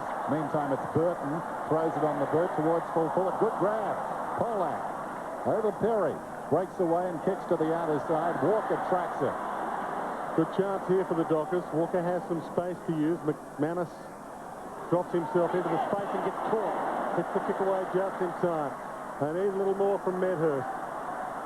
In opposition to Matnick, and Medhurst keep it alive towards Bell. Lays the tackle, does Bell on Bode, who's over it. And the umpire comes in and has a word with him. He will have it. And Peter Bell, well, using his captaincy to try and let the umpire know that maybe that wasn't the right call. Ball up. Smart caught. Ridden a little, McManus. And the umpire saw that free to Nigel Smart. And the long-serving Adelaide Crow will take it at half-back. 99 plays 50. And Fremantle have only laid more tackles because they haven't had the ball. Adelaide do lay a lot. Yes, if you haven't got the footy, you tend to become a good tackling side. Up goes Jones from behind. Bell. Rover. Untidy by Cook. Smothered off the boot. Well done by Stevens. Got the arms free. This is good one. 65 metres out. Perry should mark, and he does. 10 metres out. Well, he's got 2. Perry's got 3. Stevens has got 2. Well, they just can't match up, can they? We said before, the Dockers missing 4 starters on their goal-to-goal line, 3 injuries, and a bad case of crowd rage. And now Perry should kick this. He's been a revelation this season in the Wizard Cup. Yeah. And again this afternoon. 8 goals between the 3 key forwards at this point in time. Mark Stevens, Wayne Carey, and Ian Perry. And one senses that there is a few more to come as well. It's actually drifted out of it, Mark Stevens, since quarter time, but I think they've bypassed centre-half forward on their way in.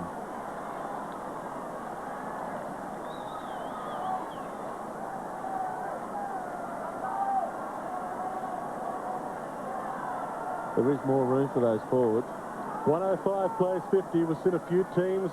It's only round one, but with their hopes and their aspirations severely dented already. Richmond, St Kilda, Essendon, Carlton, and now the Dockers have some wounds to lick. Bell got it from Pavlich. Sends his team inside 50. Longmuir and Medhurst, but Bassett's fist wins out, as it quite often has. Medhurst not happy. Small forward line, isn't it? You keep mentioning Dennis, and obviously Crowed out, Longmuir. Yep. Haven't got much to kick to, and they're still going long, hoping for a contested mark. McFarlane, who was very good late last season as well, can go forward and back. There's McGregor, Bode, but by the same token, they've been slick, they've been sharp. McLeod, talking about Adelaide, gets it wide. Rashudo. You made mention of McFarlane then. He took the most contested marks in the comp from the moment he came back last He'd be year. handy on Perry, wouldn't he? Well, Tawney had a good term, kicks it down towards half forward. Polak won that duel, knocked it away from Carey. Stevens feeds it wide. Edwards, contempt almost, gave it to Stevens. Stevens goes long down towards full forward. Carey will ride the pack, goes into an open goal and kicks it. It's party time.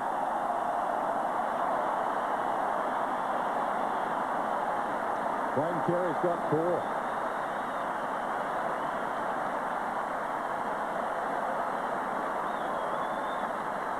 From the time the ball went over his head, you can watch it here.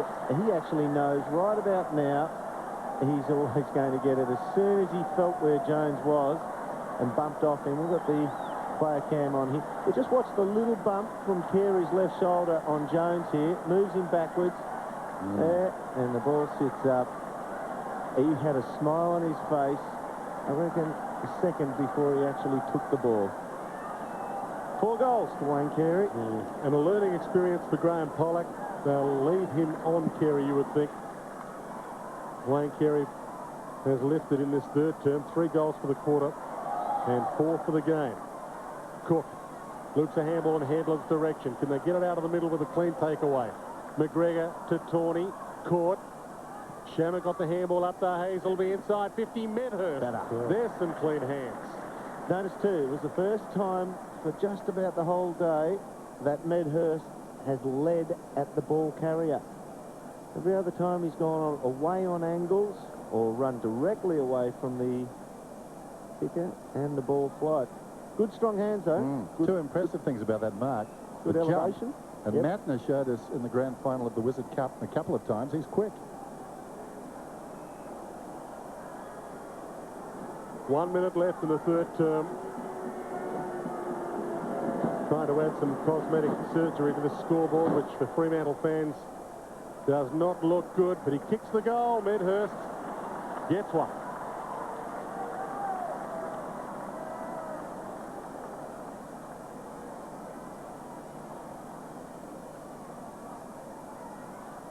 Yep. Now, all he needs now is the Costa Zoo tail down the back of the head, and he would have the Daniel Boone raccoon. The full raccoon. Yeah. Few spots there. Seriously good mark, though. Well done. And a good kick coming in from Hazelby. Just hard running. 19 possessions now. We said before, despite the scoreboard, generally he uses the ball well. And today's been no exception. Simmons goes up, knocks it down. Chance for Burton. Lunked his game. It's a luxury to use him where they do. McLeod run down that time. Spills wide. At centre half forward, McManus. McLeod heard the voice. Smart coming through Burton. Knocks at Goldwood. They've got numbers around the footy, Adelaide, and they win the day. Rashudo, Smart was going before he had it. Laddams, haven't seen a lot of him. After Bassett. Ever reliable. Bassett goes for distance. Down towards half forward. Perry.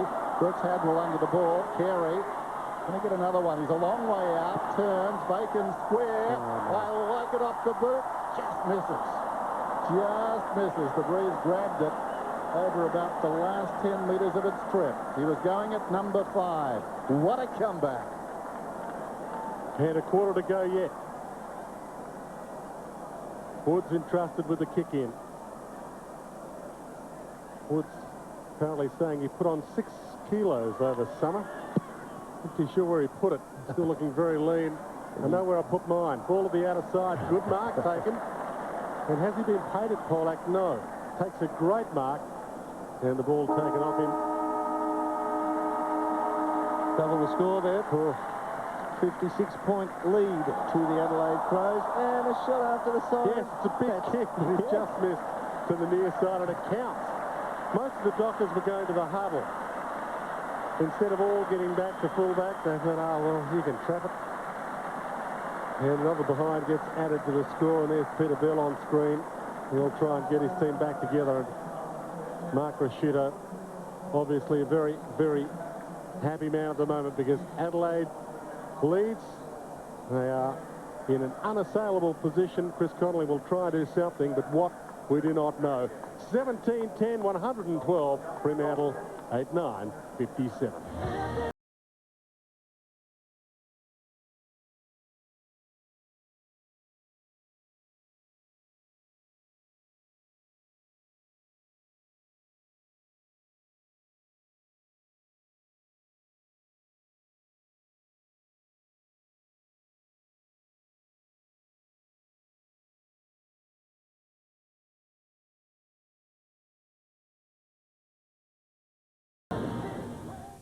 Monday, the 200th episode of Friends. If you were bigger, you'd hit me, huh? A special super-sized 40-minute episode. Hi. With special guest Freddie Prinze Jr. All new Friends and Malcolm, Monday on 9. Monday, Why would you tear our fence down? welcome to the country. Hey, cowboy. Your fanny pack's ring. Man country. Talk to me. The lavender soap should be next to the potpourri. Malcolm after a super-sized Friends, 8-10 Monday on 9. Thanks, mate.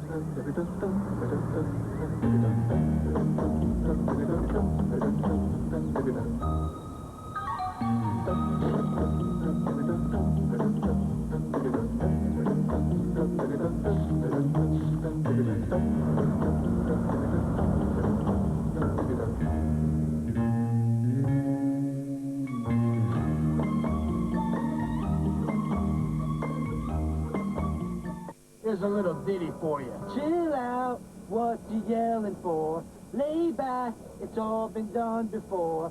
You will see, I like somebody else, round everyone else. You're trying to be cool, you look like a fool to me. Everybody's getting into Avril Lavigne. Got yours yet? Shut up, all of you! I am Avril!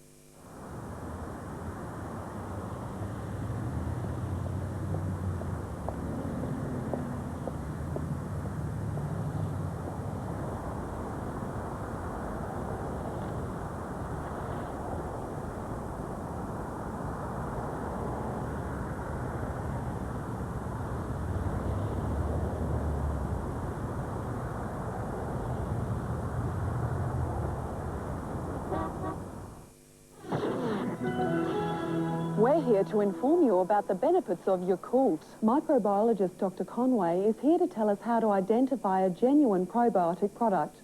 Check labels on probiotic products to ensure they state the type of bacteria they contain. They must be a bacteria that's cultivated to reach the intestines alive. Yakult's unique Shirota strain arrives alive in the intestines, making it an exceptional source of quality probiotics for everybody, every day.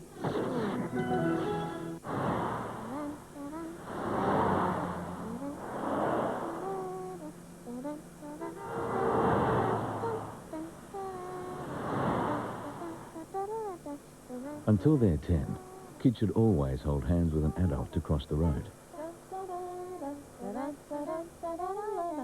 On Friday, April 4th, Walk Safely to School Day, we'd like all parents and kids to join hands and walk safely to school.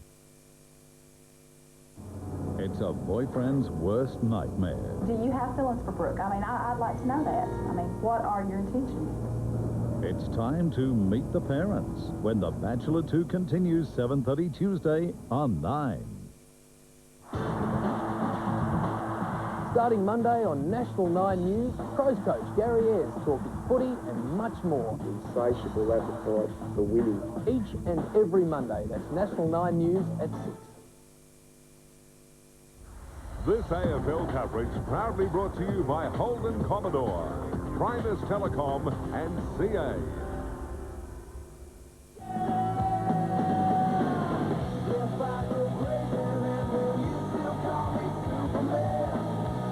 And if he does go crazy, will we still call him Superman? Well, you make up your own mind. He's got 4 till three-quarter time. The King, Wayne Carey. And he assists his team to a 57-point lead at three-quarter time. Let's go down to James Brayshaw with assistant coach of the Adelaide Crows, Peter Curran. Pete must be feeling pretty comfortable as we speak. Oh, well, it's good. We've won the three quarters, so, you know, that's pretty pleasing now. We've just got to win one more and hopefully finish the day off. Look like you found a new forward who knows what he's doing down there. Well, he's worked pretty hard to get the opportunities. It's nice to see a break open for him there a couple of times in the third quarter, so that was pleasing. What's the message to the boys to run it out? Yeah, look, this is something that we've got to be able to maintain for the whole of the year, you know, be able to finish games off. Oh, mate, good luck. Thanks. Thank you, James. Loving the opportunity down there he was. Good crowd in today. 45,436. Thanks for the cue, Dermot. We know who the winner's going to be of this game.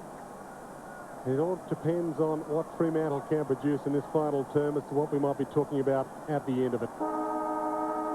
Maybe some rejuvenated hopes if they can come home with this 1 or 2 goal breeze and outscore the Crows in the final term. We are underway. Clark in the ruck. Ball knocked down to Bell. Hazelby got the handball from Haynes. High kick. Inside 50. Good punch McGregor against Simmons. Medhurst slaps it over the top. Good opportunity this. Tucked into the pocket. Chip kick. Cut off by McGregor though. That was a little disappointing. Brown may have done better from that pocket for Fremantle, but didn't want to go for goal. Matner to McGregor. Chips it wide. With mark taken by Laddams on the outer side, half-back flank. But must remember, I suppose, Adelaide up and running with their Wizard Cup form, playing at their peak almost at the moment. Smart to Tawney, enjoying his time with his new club so far. Half. And game number 250 has been enjoyable for him. Tawney's been terrific. Running off half-back, he kicks inside. Eventually the Dockers will bring it away. You reckon? Yep. Hayden. Haynes, Hazelby, swings it wide on the outer side. Longmuir with a runner alongside. That's Carr. Has to wait for it. Now he's got it. Little chip inside the 50. Pavlich, fingertips to it. Chance behind for Medhurst. Pavlich tackles Matner. Wants a free kick. Nothing doing. Just see that they have actually put him in the tackle, and when he was still moving around a bit, he threw the leg over him.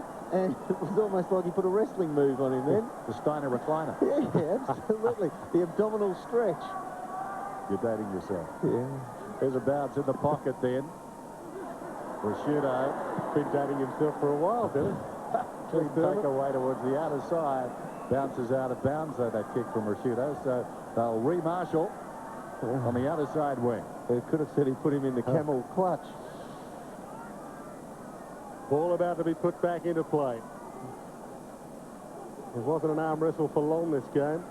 Adelaide Crows really from the outset have been the better team. Tawney tied up and will get a bounce.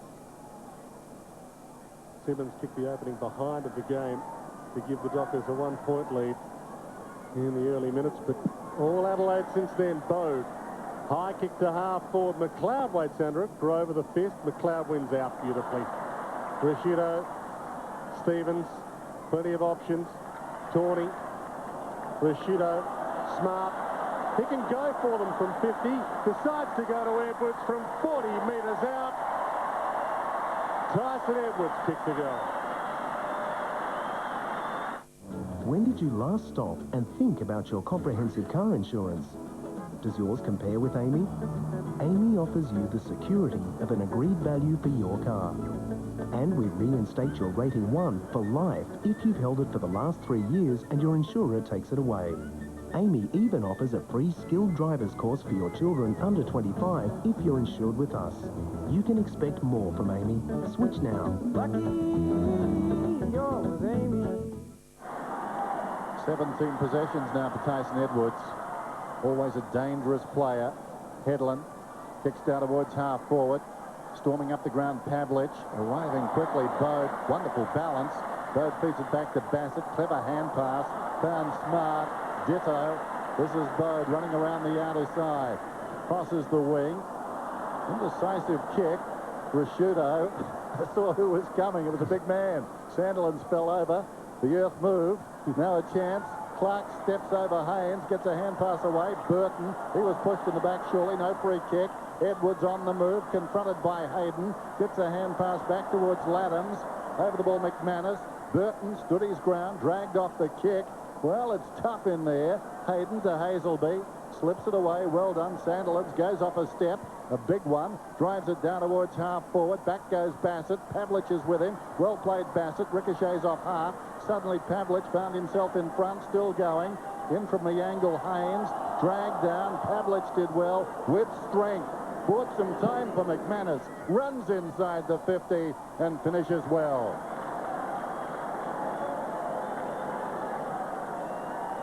Fine goal. Well done by Pavlich. He's just stayed about the ball then. And look, he's really assuming this role of vice-captaincy. We talked about the almost was made captain by Peter Bell, but the coach wouldn't hear of it. And he's been fantastic today. And he just stayed at the ball, clean hands over it when the ball's on the deck, below his knees. There is no doubt that we're going to be mentioning Pavlich's name for quite a while. 57 points now, Dwayne. Now, if they lose by less than 57 points here, the Dockers, give them a pat on the back for where they're at the moment. Bell got the handball to Haynes. Dockers with the takeaway again to half forward. Chance here. Brown inside 50. Longmuir. 45 out. Elects to play on. Might have run himself into trouble. Runs around hard. Kicks the drop part, and they are the mistakes that the Dockers keep making, and they prove to be costly. I can't understand, once he got around Hart, why wouldn't he put the foot down and get to 10, 12, even 15 metres out and make a certainty of it? You just sensed he was never competent, was he? Absolutely. Matner shows a lot of it to Grover. Couldn't quite get there in time. Tawney to Riley. Riley goes towards the outer side. Leading in the race, Stevens coming back with aggression. Bell, almost a throw. Got it to Walker. This is Carr on the outer side. Goes back towards Bell at 1,000,000 miles an hour. And Bell decided he couldn't stop that one. Boundary throw in. He's tried hard. Get a look at Clark and Sandilands here. Now, Clark's 6'6". Look at him up against him. Honourable draw. Rashudo. McLeod, quick hands. Bickley, prancing, darting. Gives it back to McLeod. Kicks it down towards half forward. Hadwell almost in the back there of Perry. Behind them, Woods. Releases McManus, who got that last goal. Goes down towards half forward. Longmuir in best position. Well, initially. But Hart is a very hard man to get past. Wonderful mark by the man playing his 250th. Went looking for Carey. Knocked away by Polak. Picked up McManus. This is Hayden at centre-half back. Man on towards the middle. Grover, will it get there in time? Yes, it did. As a result, a runner alongside. Perhaps a kick would have been better. Haynes had to wait. From the wing, goes very wide. Pavlich in two minds whether to dive or let it come on. Bit stiff. It went out of bounds. Still running hard, Pavlich, isn't he? Still really worked hard to get out to that ball. Well, you want your leaders to show that kind of work rate to the rest. Yep. And so this is the level you have to rise to. Ball back into play. Bickley, another one who shows that kind of level everywhere. Campbell to Smart, not so good. Bell showing the level. To McManus. 52 from goal. Runs himself into trouble. Headland shrugs an attempted tackle. Wobbly ball. Half smothered. McLeod knocks away from Bell. And here they go. Bickley to Bow. Runs the wing with some style. Carey's on the move. Couldn't quite get there. Polak, can he take it out without making it look too obvious? Yes. Well played by the youngster. Desi Headland's fallen off the pace since half-time. 19 possessions now. Had 16 up at the half-time break, so totally gone out of the game. Rashudo with him. One of the reasons why. Clark. In the ruckwork up against Sandilands. Bo just knocked it away. Got it over the top to Bickley. High kick by Tawney. Top of the goal square. Big pack forms. Perry calling for the cab with his arm up. He can get the decision. Edwards got it to Perry. Can't screw it back enough, but it's out of bounds on the foot.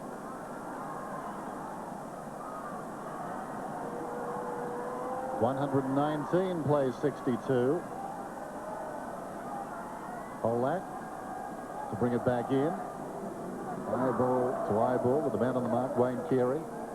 I suppose Polak, looking back on his career in many years' time, will remember this game. The day he played on Wayne Carey, the day Wayne Carey came back to AFL football. Oh, you've got to give the honours to Carey. I think he's been all right, though, Polak. He stuck at it. Yeah, started well. Rashudo, hand passes out of bounds. It was Walker who kicked it around the outer side.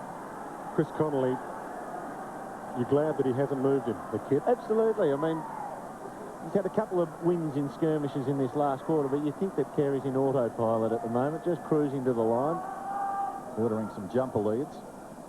Tossed in. Bode. Dragged down. Oh. They worked him over there. He might get a free kick, though, out of all of that. I think he will. Unnecessary roughness. He's on the way down there. And then Headland came down hard on top towards Carey. He gets some pushing. Yeah. He's just going through the motions, the duck now. He's going to try and sneak a few more on. But he's not going to bust his boiler to do it. But he worked the cannon there on the umpire, too. Polak bounced off the king and into the umping. Bell back pocket. Short to McManus. Drops the mark. There he gave him a little shove, and the umpire saw it. Of course, cannon being the correct sporting terminology for billiards. So, how are you hitting them, Dennis? Not too well, dear, but I just happen to know the word. If you come up with drive, I'm not going to believe you're into lawn bowls. Pocket.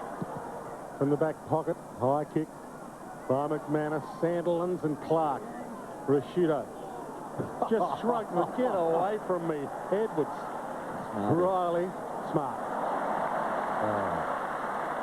Edwards again. Tough pocket. Across the face. Carey waits and gathers. Because he paid the mark. Can Polak get it out of play? Carey. Now, Polak got a free. That was amazing on the ring, wasn't it, with Rashudo? He was like foghorn leghorn. I tell you, boy. Let's have a look at this. Because Polak stayed down here. I think he got one under the jaw. Just grabbed him to pull him off the ball. Yeah, no, the right arm came down and got him on the side of the face. Totally accidental. Kick around the outer side. Laddams launched himself from behind. Drove a bad bounce. Not so McLeod. He knows how the ball bounces. It's almost an extension of himself. He's kicked free. Oh, yeah, there's some with the numbers slightly smudged. That can be a real problem, because even if it doesn't scan, say it's on a packet of frozen chips, and they're quite the worst things for scanning, I can tell you that much.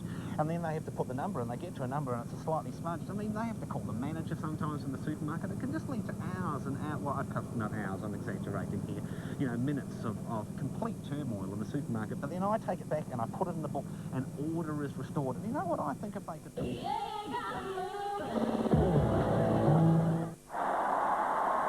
Great start to the season for Adelaide. Collected the Wizard Cup Premiership and now collecting 4 points and some percentage. Ball in the middle. Headland bouncing away from midfield to half forward. Riley chases him. Headland runs inside 50. Great chase by Riley. Headland's kick off the side of the boot. Simmons, Hart and McGregor taken out of play perhaps by Hart, but young Brent Riley's chase on. There's Headland, the Premiership player from the Brisbane Lions. Inspirational given the scoreline especially. I reckon he's picked up a yard of pace too, Desi Headland. He looks a bit trimmer. Boundary throw in with Wayne Carey coming off the ground. Just sneaking him off the ground with the ball at the other end. You know what Polak should do now? Should start yelling abuse at him. You've been dragged off me. Polak's been dragged too. The ultimate tag. Oh, yes. Should go over and sit next to him. That's right, the same dugout. I think he'd be very happy with his day's work, Wayne Carey. Oh, absolutely. Gary Ayres, Ditto, and the city of Adelaide, at least the Crows supporters. Here's Bickley around the outer side, over the top. Tawney. It's been a wonderful debut by Tawney as well. Rashudo went down. This is Medhurst. Flicks it out. Carr running down towards the 50. Looks back towards the middle. Hazelby, almost. Through his fingertips. Longmuir. Bell in trouble. Well done, Mattner. Dragged him down, jarred the ball out. McManus a chance to kick his second of the term, and he has. Week after week, I go into the streets and meet all sorts of very interesting people. If aliens were looking for intelligent life forms, they'd be very disappointed. Yep, I mean a lot of crazy fans. But now I'm proud to tell you I've become a true Crazy fan myself. And why not? Crazy Johns are the best mobile phone retailers in the country because everyone knows they give the best deals. Crazy Johns are #1 for mobile phones. Call 13 22 99. Crazy Johns, we love you, mate! McManus played all 22 games last year. One of the inaugural Dockers still left in this lineup. Crows trying to get the takeaway. Will they? Edwards caught. A double tackle. Taken down by Pavlich and Cook. And we'll get a bounce inside the centre square. Good day's work for the man between those legs. Wayne Carey. Bounce in the middle. Sandilands. Now Haynes from the wing, inside 50, on the lead, Medhurst. Mattner right with him. Still right with him. Now over him, knocks it away. And McGregor takes it out of play and will get a ball in 50 metres from the Dockers' goal. Once again, Medhurst had no real reason why he should have gone to ground. Once you go to ground, you're out of the contest. Terrific crowd on what's been a very pleasant day. Pavlich, 21st possession, dragged off a clash of heads there. Now Bassett, head down, was taken high surely. No compassion from the umpy. Down goes Headland again. Got boots the ball. It floats towards the behind post. Over the top, Tawney. Came down hard, and the ball eventually runs out of bounds in the pocket. 10 goals the difference, but try telling them that. That was a very hard pack. Top 5 disposal getters. Peter Bell leads the list there. Picked up a lot in the back line. Well, that's where the ball's been most of the time. All the rest of them have been Adelaide Crows. Some 50 more possessions to the Adelaide Crows. Is that holding the ball? I think so. Well, McGregor took way too long. Edwards fed him the ball. He was loose. Good chasing back by that man. After moments ago, crashing to the ground with the pack on top of him. He was the last man to get up after that marking exchange. So. Good strong tackle, though, wasn't it? Yeah, took a big fella to the deck. And they say that pound for pound, in the gym with the strength test, he's the strongest pound-for-pound player in the Fremantle Dockers. Not often you say that the premiership hopes of a club rest with the players on the bench, but at the moment, McLeod is down there, Carey is down there, cheering the bench with this game as good as one. 125 to 69. Medhurst going at his second. Should kick it 15 metres out.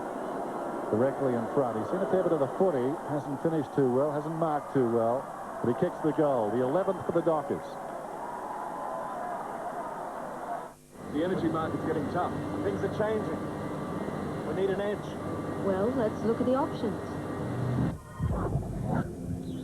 When it comes to business thinking, chartered accountants have the superior training and business experience to guide your business in the right direction.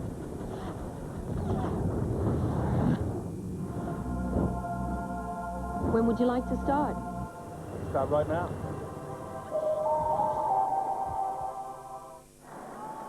Crows have taken their foot off the pedal, and the Dockers in the last 9 minutes could make this scoreline look a little more attractive. Simmons in the ruck, knocks down Pavlich.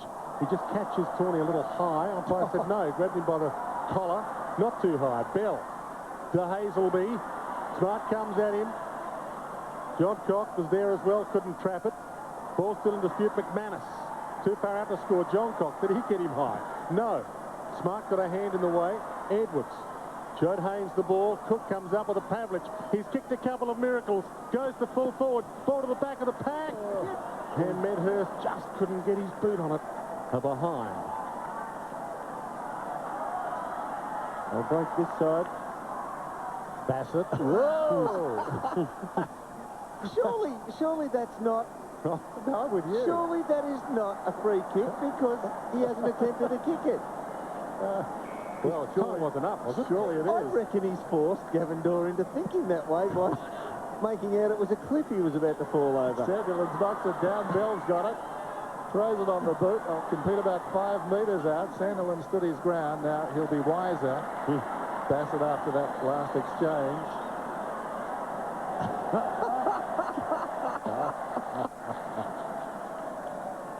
I thought that it had to be an attempt. I would have thought so, but obviously not. The year of the official, and we'll run with him. This is Riley in the back pocket. He's too. That's right. Riley goes for distance. Tailor-made for Perry. Watch him hit this pat. Well, he hit the ground hard. He was carried under the ball. Simmons feeds it back. Bell's got it. Centering kick. Pavlich, 60 metres out. 125, play 77. Matthew Pavlich, a long way from home. What breeze there is behind him. Have a look in the goal square. Got big Sandlands against Nigel Smart. 6'11.5" against 6'2". Hazelby offers a lead. He's in behind this man, Sandilands, who did a cross on the angle. Wouldn't even jump then, Smarty. He knew it was about 4 foot above his head. Hazelby, with the sun blotted out, he was behind Sandilands, offering another lead. Pavlich didn't see him. Sandilands, though, not a bad game by this big fellow today. There's a lot to like. In he comes. Dropped it very deliberately, a la Bob Johnson, and kicks the goal.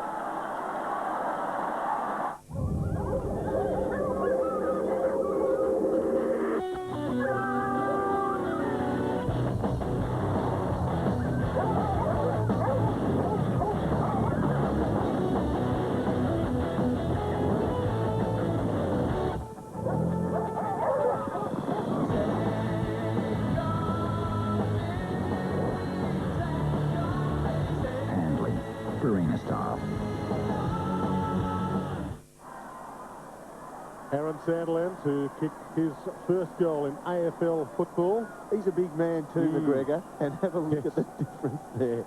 Sandilands, as Dennis said, got the ball a little askew, but it's a long way from hand to foot. A lot can happen in that time. Hazelby to Bell, to half forward. The Dockers playing good football in this last 10 minutes. Free kick will go Adelaide's way, though, against Headland. It'll go to Bassett. I've just had a look at the book. Ken McGregor's 195 centimetres. In the old language, that's around the 6'5" mark. And he was dwarfed. Bassett. Just playing out time now. We know Adelaide will win the game. We've known that for a while. Talk about the what-ifs. If Fremantle get 5 quick ones, but we won't treat you with that disrespect. Laddams has a half-back flank for the Crows. Just over 6 minutes till full time. Laddams drives it towards half forward. Riley growing in stature to Bickley. Kicks for space. Stevens on the lead. And that's a very good mark. In the hands. He made a conscious decision early on that lead. It was going to be in the hands. And so it proved. Yeah, since he's come back, he's played at full forward. Now, he watched the knee dig in again. We saw that in the second quarter. But except this time, he's got a little bit of a limp up. Watch the right knee dig in. Same again. You'd really need the ground to give way. And he comes up with a limp this time. Very much a test of faith for Fremantle supporters this game, but they will be a better team this year, provided they stay healthy. They've got a short list. Stevens kicks and kicks accurately. He's got 3 goals. Perry's got 3. Carey's got 4, and that is the beauty now of this Adelaide forward line going into the new season. Absolutely. We've always seen that they, I think even last year, they entered their forward 50 more times than the Brisbane Lions. The number 1 team in the comp, yet they didn't get anywhere near the return of the Lions. So it was always a problem. So now their 3 key forwards, or the ones you'd assume, as long as Perry holds his newfound form, they've got half their score already, 10 between the 3 key forwards. Testimony to how strong this Adelaide Crow forward line is, given that Ronnie Burns could not make the team. Not only couldn't make the on-field 18, but couldn't make the 22. Played for Port Adelaide Magpies on Friday night. Edwards to Tawney. Loops it back to Bickley. John Cock. Playing with it now. Goodwin back to Tawney. Now to John Cock. Inside 50. Rashudo. Who will finish it off? Who wants the goal? Laddams. Misses. Wasn't it wonderful? Yep. Running in waves.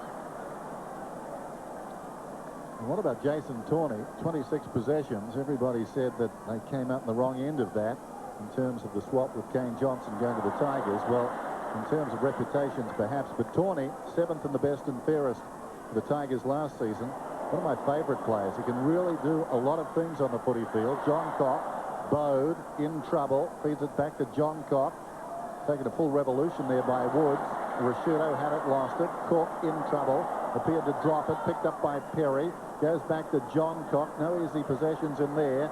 Riley, Rashudo, John Cock. Centering kick. How will it bounce? Burton's got a jump. He decided to take it and immediately had a problem. And we'll have a ball up about 15 metres out. 4 minutes to go. 49 points is the margin. Rashudo in trouble. Too slick for Goodwin, who by his standards has had a quiet day. Walker up towards the wing. The man celebrating his milestone takes the mark, gives it away. Uncharacteristically, Sandilands to Haynes. Long kick. Open forward line. Medhurst, one out with Matner. No one will come near them for a while. They're all running back now. Medhurst, Matner, Medhurst. Boundary line. Free kick. Matner wins. Wasn't quite Bone Crusher and our Waverley Star, but was still good to watch. McGregor. Chip kick towards Rashudo. How did your horse Maguire go yesterday, Dennis? It was better than Maguire Elmina. The only person who could slap Maguire on the backside and say, improve your performance, please. Tawney. Phil Adams. Spearing ball to half forward. Off hands. Ball taken by Hayden. Kick half smothered. Bode, Edwards, Tawney again to half forward. Simmons waits, Bickley comes, ball bounced unkindly for Simmons. Looping handball over the top from Goodwin. Riley from 35. Some sweet, sweet icing.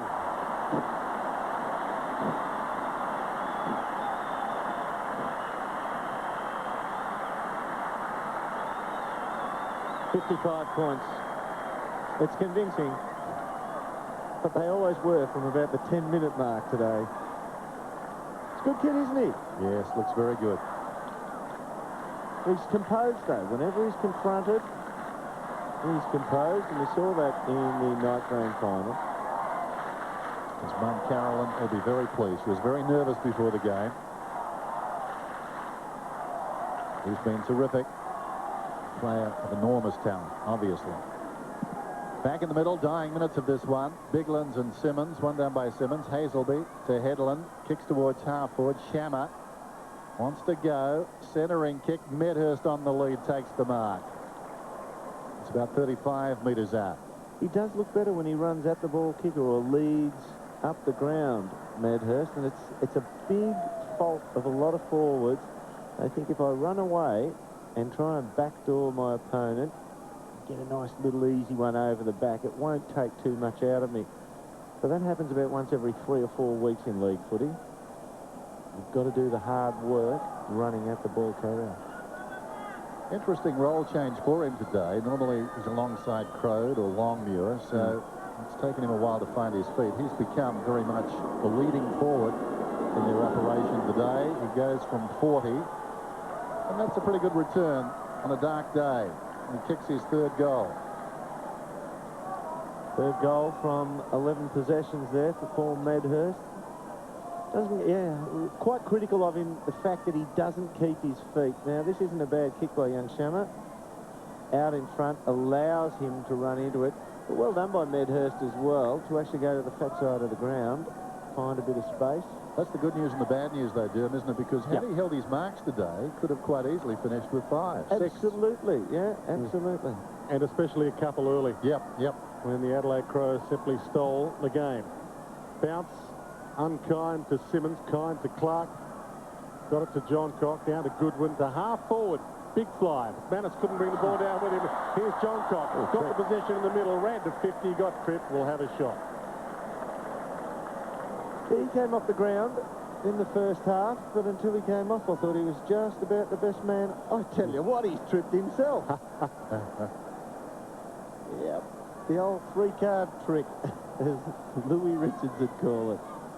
Kept the number 18 jumper despite the arrival of Wayne Carey. Kicks high to the goal square. One grab, two. Brett Bigland's not paid it. Well, might have a look at that on replay again as Shammer comes up with the ball, back pocket for Fremantle. Inside the last minute, 1:38, plays 89, ball towards the half-back flank, Johncock again. Adelaide Crows about to reload. Bickley inside 50, off hands Edwards. Drop punt. A little more cream. He has 3.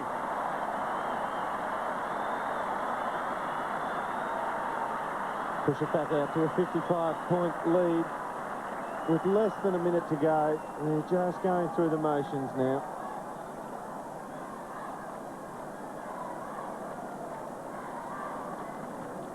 You talk of underrated players. Tyson Edwards, because he has the 3 or 4 superstars in the midfield to start with, McLeod, Rashudo, Goodwin, you sort of lose him in the mix, but he's as good as anyone starting best 2 or so. Rashudo gave it to Goodwin after Clark knocked it down. Up in front, Burton. Behind, a chance for Biglands. Twisting, turning, throws it on the boot. Misses to the near side. Yes, I would imagine he loves the pecking order. Tyson Edwards, an absentee in their last game last year. His absence was sorely felt. 145 to 89. 26 seconds to go. So the season's opener here in Adelaide, a resounding success in many ways for the Adelaide Crows, who I think have sent a little reverberation around the league in the pre-season. And again today. There'll be no doubt there'll be a lot of people waiting for round 8 when they take on the Brisbane Lions. Here's Carr. Kicks inside the 50. Pavlich almost built off his chest. Picked up by Brown. Strong tackle. Perry took him down. The beneficiary is Matner. Kicks towards the outer side.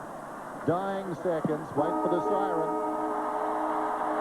And the Adelaide Crows have won in most convincing fashion. 22-13, 145. They did it early when they broke the back of Fremantle, and Fremantle finished on 13-11-89. So the margin 56 points.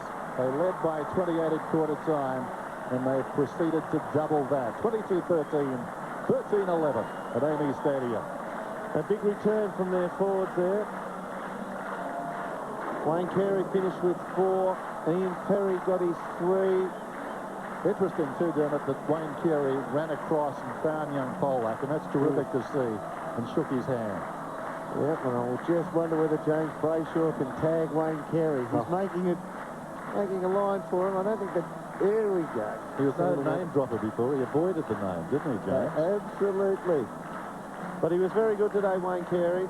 He finished with 4, and as I said, and James Brayshaw is out in the centre with a jubilant Wayne Carey. Great start for you, mate. You must be really pleased. Oh, no, it's great. It's great to have a crowd on your side. It's a bit different to the other week, but great start by the boys. They played well today. And, first game to get a good win, fantastic. Body feels good? Yeah, no, I feel fine. I went through a few stages there. I was a bit flat, but that's why I come off in the end. But, looking forward to next week now. Saw you take a walk around. It's the best reception you would have ever received at Footy Park, I imagine. No, I played here in a state game. I had a pretty good reception that time, but definitely one of the best. Fantastic to have that sort of support here at our home ground. Good on you, mate. Well played. Thanks. Cheers, James. Thanks, James. And I remember that state game. He was exceptional that night. It was just about the birthing of a superstar status for Wayne Carey. Benny Hart played his 250th game today in great fashion. Well, it was a 56-point win here to the Adelaide Crows. We'll be back to wrap up after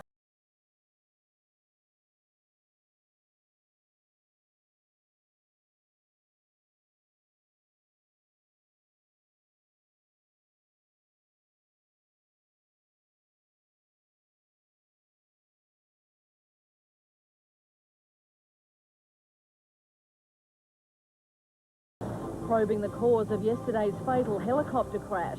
The US retaliates after its soldiers are killed by an Iraqi suicide bomber, and a special report, Wayne Carey flying high for the Crows. Monday on 9. Oh, boy. Now, you know what the biggest challenge ahead of you is? Getting into that chair. Absolutely. Georgia's jumping back in the hot seat, flying through the questions. I wasn't joking. And the crowd's right behind her. Millionaire special time, 8:35 Monday. I get down on my head. Week after week, I go into the streets and meet all sorts of very interesting people. If aliens were looking for intelligent life forms, they'd be very disappointed. Yep, I mean a lot of crazy fans. But now I'm proud to tell you I've become a true crazy fan myself. And why not? Crazy Johns are the best mobile phone retailers in the country because everyone knows they give the best deals. Crazy Johns are #1 for mobile phones. Call 13 22 99. Crazy Johns, we love you, mate!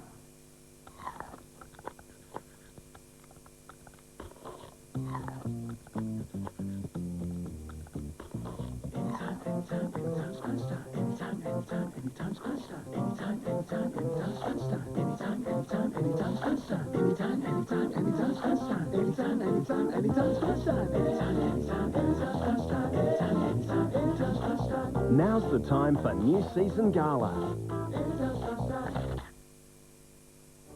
For pure luxury, indulge in fine white gold from Graham's Jewelers Reserve Collection.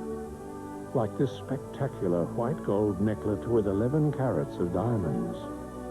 An exquisite 1.25 carat combination of round and baguette diamonds. Beautiful European designed white gold anniversary ring. Reserve some time in your life to stand out from the crowd. Graham's Jewelers. Mummy, I got going to say, I'm going to know my Congo forgot. So I'm mega fun coming conquest. Unbelievable. He was a big house for 2 weeks, and 9 days of South Cape. He was showing home entertainment system. Grab the flavour finder from your specially marked box of shapes and place it over the tongue to see if you've won. There's 5 shapes escapes and more than 1 million instant win prizes. The shapes tongue test. Is your tongue a winner? When you come back, I'm starving. Check your mirrors, indicator off, away you go. Take your hand off the wheel, fumble around for your bag, don't forget to take your eyes off the road. Right, grab the phone, bring it around to the front, say hello, get distracted by the conversation. Hi. Veer over to the left, up onto the footpath. Excellent. Now into the oncoming traffic, don't use your indicator. If you need to talk, pull over or use hands-free. Drive safe, phone safe. A race against time. She needs that transplant very soon. You got the trifecta, haven't you? You got the heart and the lungs and the liver. That's right. A family's courage. When you're in love, it doesn't matter what's wrong. Love is love, you know what I mean? Chody's inspiring fight for life. You realise that you're going to make history? Someone's got to be first. Plus, too smart for his own good. The Trivia King band from Pub Quiz Nights. I would beat any person in Australia. Nissan presents A Current Affair.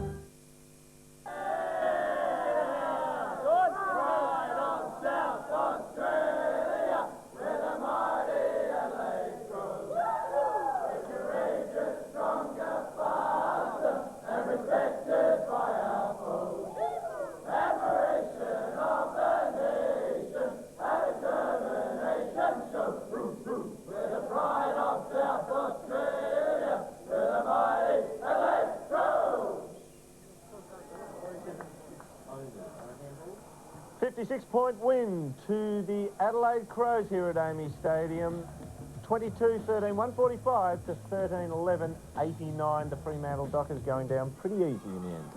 Proof that Adelaide is up and running, though. They have had a great pre-season, and Fremantle found it very difficult with the players out to keep up, and they'll be very happy with that spread of goal kickers, Adelaide. Carey returned beautifully. Stevens kicked a couple, and Perry a couple, 3 and 3 apiece, and Edwards 3, and McLeod chimed in as well, so a nice spread for them. Absolutely, yep. You mentioned it there, 10 from the key forwards.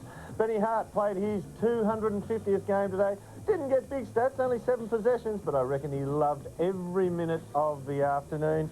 And he is with James Brayshaw down in the Adelaide Crows room. Yes, thank you for that, Dermot. Benjamin, nice celebration for you. Yeah, it was a good win. Look, the pre-season sort of was forgotten. It was good, but had to get on with it. And to come out and play pretty well was good. And, you know, I got a couple of touches, didn't do a great deal, but a good win. No, I don't think you're going to suffer from leather poisoning after today, but certainly from a team perspective, I think Dennis Committee mentioned, shock waves reverberating around the league at the moment. You're certainly up and running. Oh, look, it was a good start. I suppose it's a good thing at the moment. We've got everyone stepping up and everyone sort of doing their bit for the side. So, you know, you've got your standouts, but it's pretty well spread evenly across the board. So it's a good thing, and we've got blokes rotating through the middle, a lot of people playing in there. So, you know, it bodes well, but we've just got to keep keep going forward. The boys hoisted you onto the shoulders and cheered you off the ground. Must have felt great. Yeah, it's good. Look, my milestone games previous have been pretty ordinary, I think. So we've had a loss in all of them, I think. So, yeah, it was good to win one. And just, I suppose it's good to finally reach there, and we'll just keep going from here. A couple of the old boys also contributing. Ben Hardy is obviously the man I'm speaking to. Nigel Smart also doing a very good job. Mark Rasciuto, Mark Bickley. So there's lots of run left. Yeah, definitely. I mean, we've got the younger blokes stepping up, and that sort of gives these older blokes a bit more lease of life, I suppose. And you know that the young boys are going to be doing their job, so you know, just go ahead and do yours. And you know, everyone's playing pretty well at the moment. Well, mate, you can enjoy the warm down now and the celebratory drink afterwards. Absolutely, mate. Thanks. All right, Dermot, back to you, mate. Thanks, James, and thanks, Benny Hatchie. I'm glad that they got McLeod out from underneath. You don't want your superstars doing any of that manual labour, do you? I think we saw that from Gary Ayres too. He took a couple of his very, very good players off. And let's have a look at the votes as awarded by myself this afternoon. Pretty even contribution. McLeod and Rasciuto were both awesome. Tawney was fantastic for Adelaide as well. Matty Pavlich, I put him in for 6. I thought he was fantastic. He gave the Fremantle Dockers hope, and they weren't too bad after half-time when you read into the goals tally as well. Yes, you would think Tawney would be very happy with his performance with his new club the first time he's played for the Adelaide Crows. Absolutely. Well, it's been a 56-point win to the Adelaide Crows here over Fremantle, and there they are, the Adelaide Crows, going through their warm-down. It's been a great afternoon for the Crows. Well done to Gary Ayres and them. We'll see you again next week. This has been Sunday AFL. This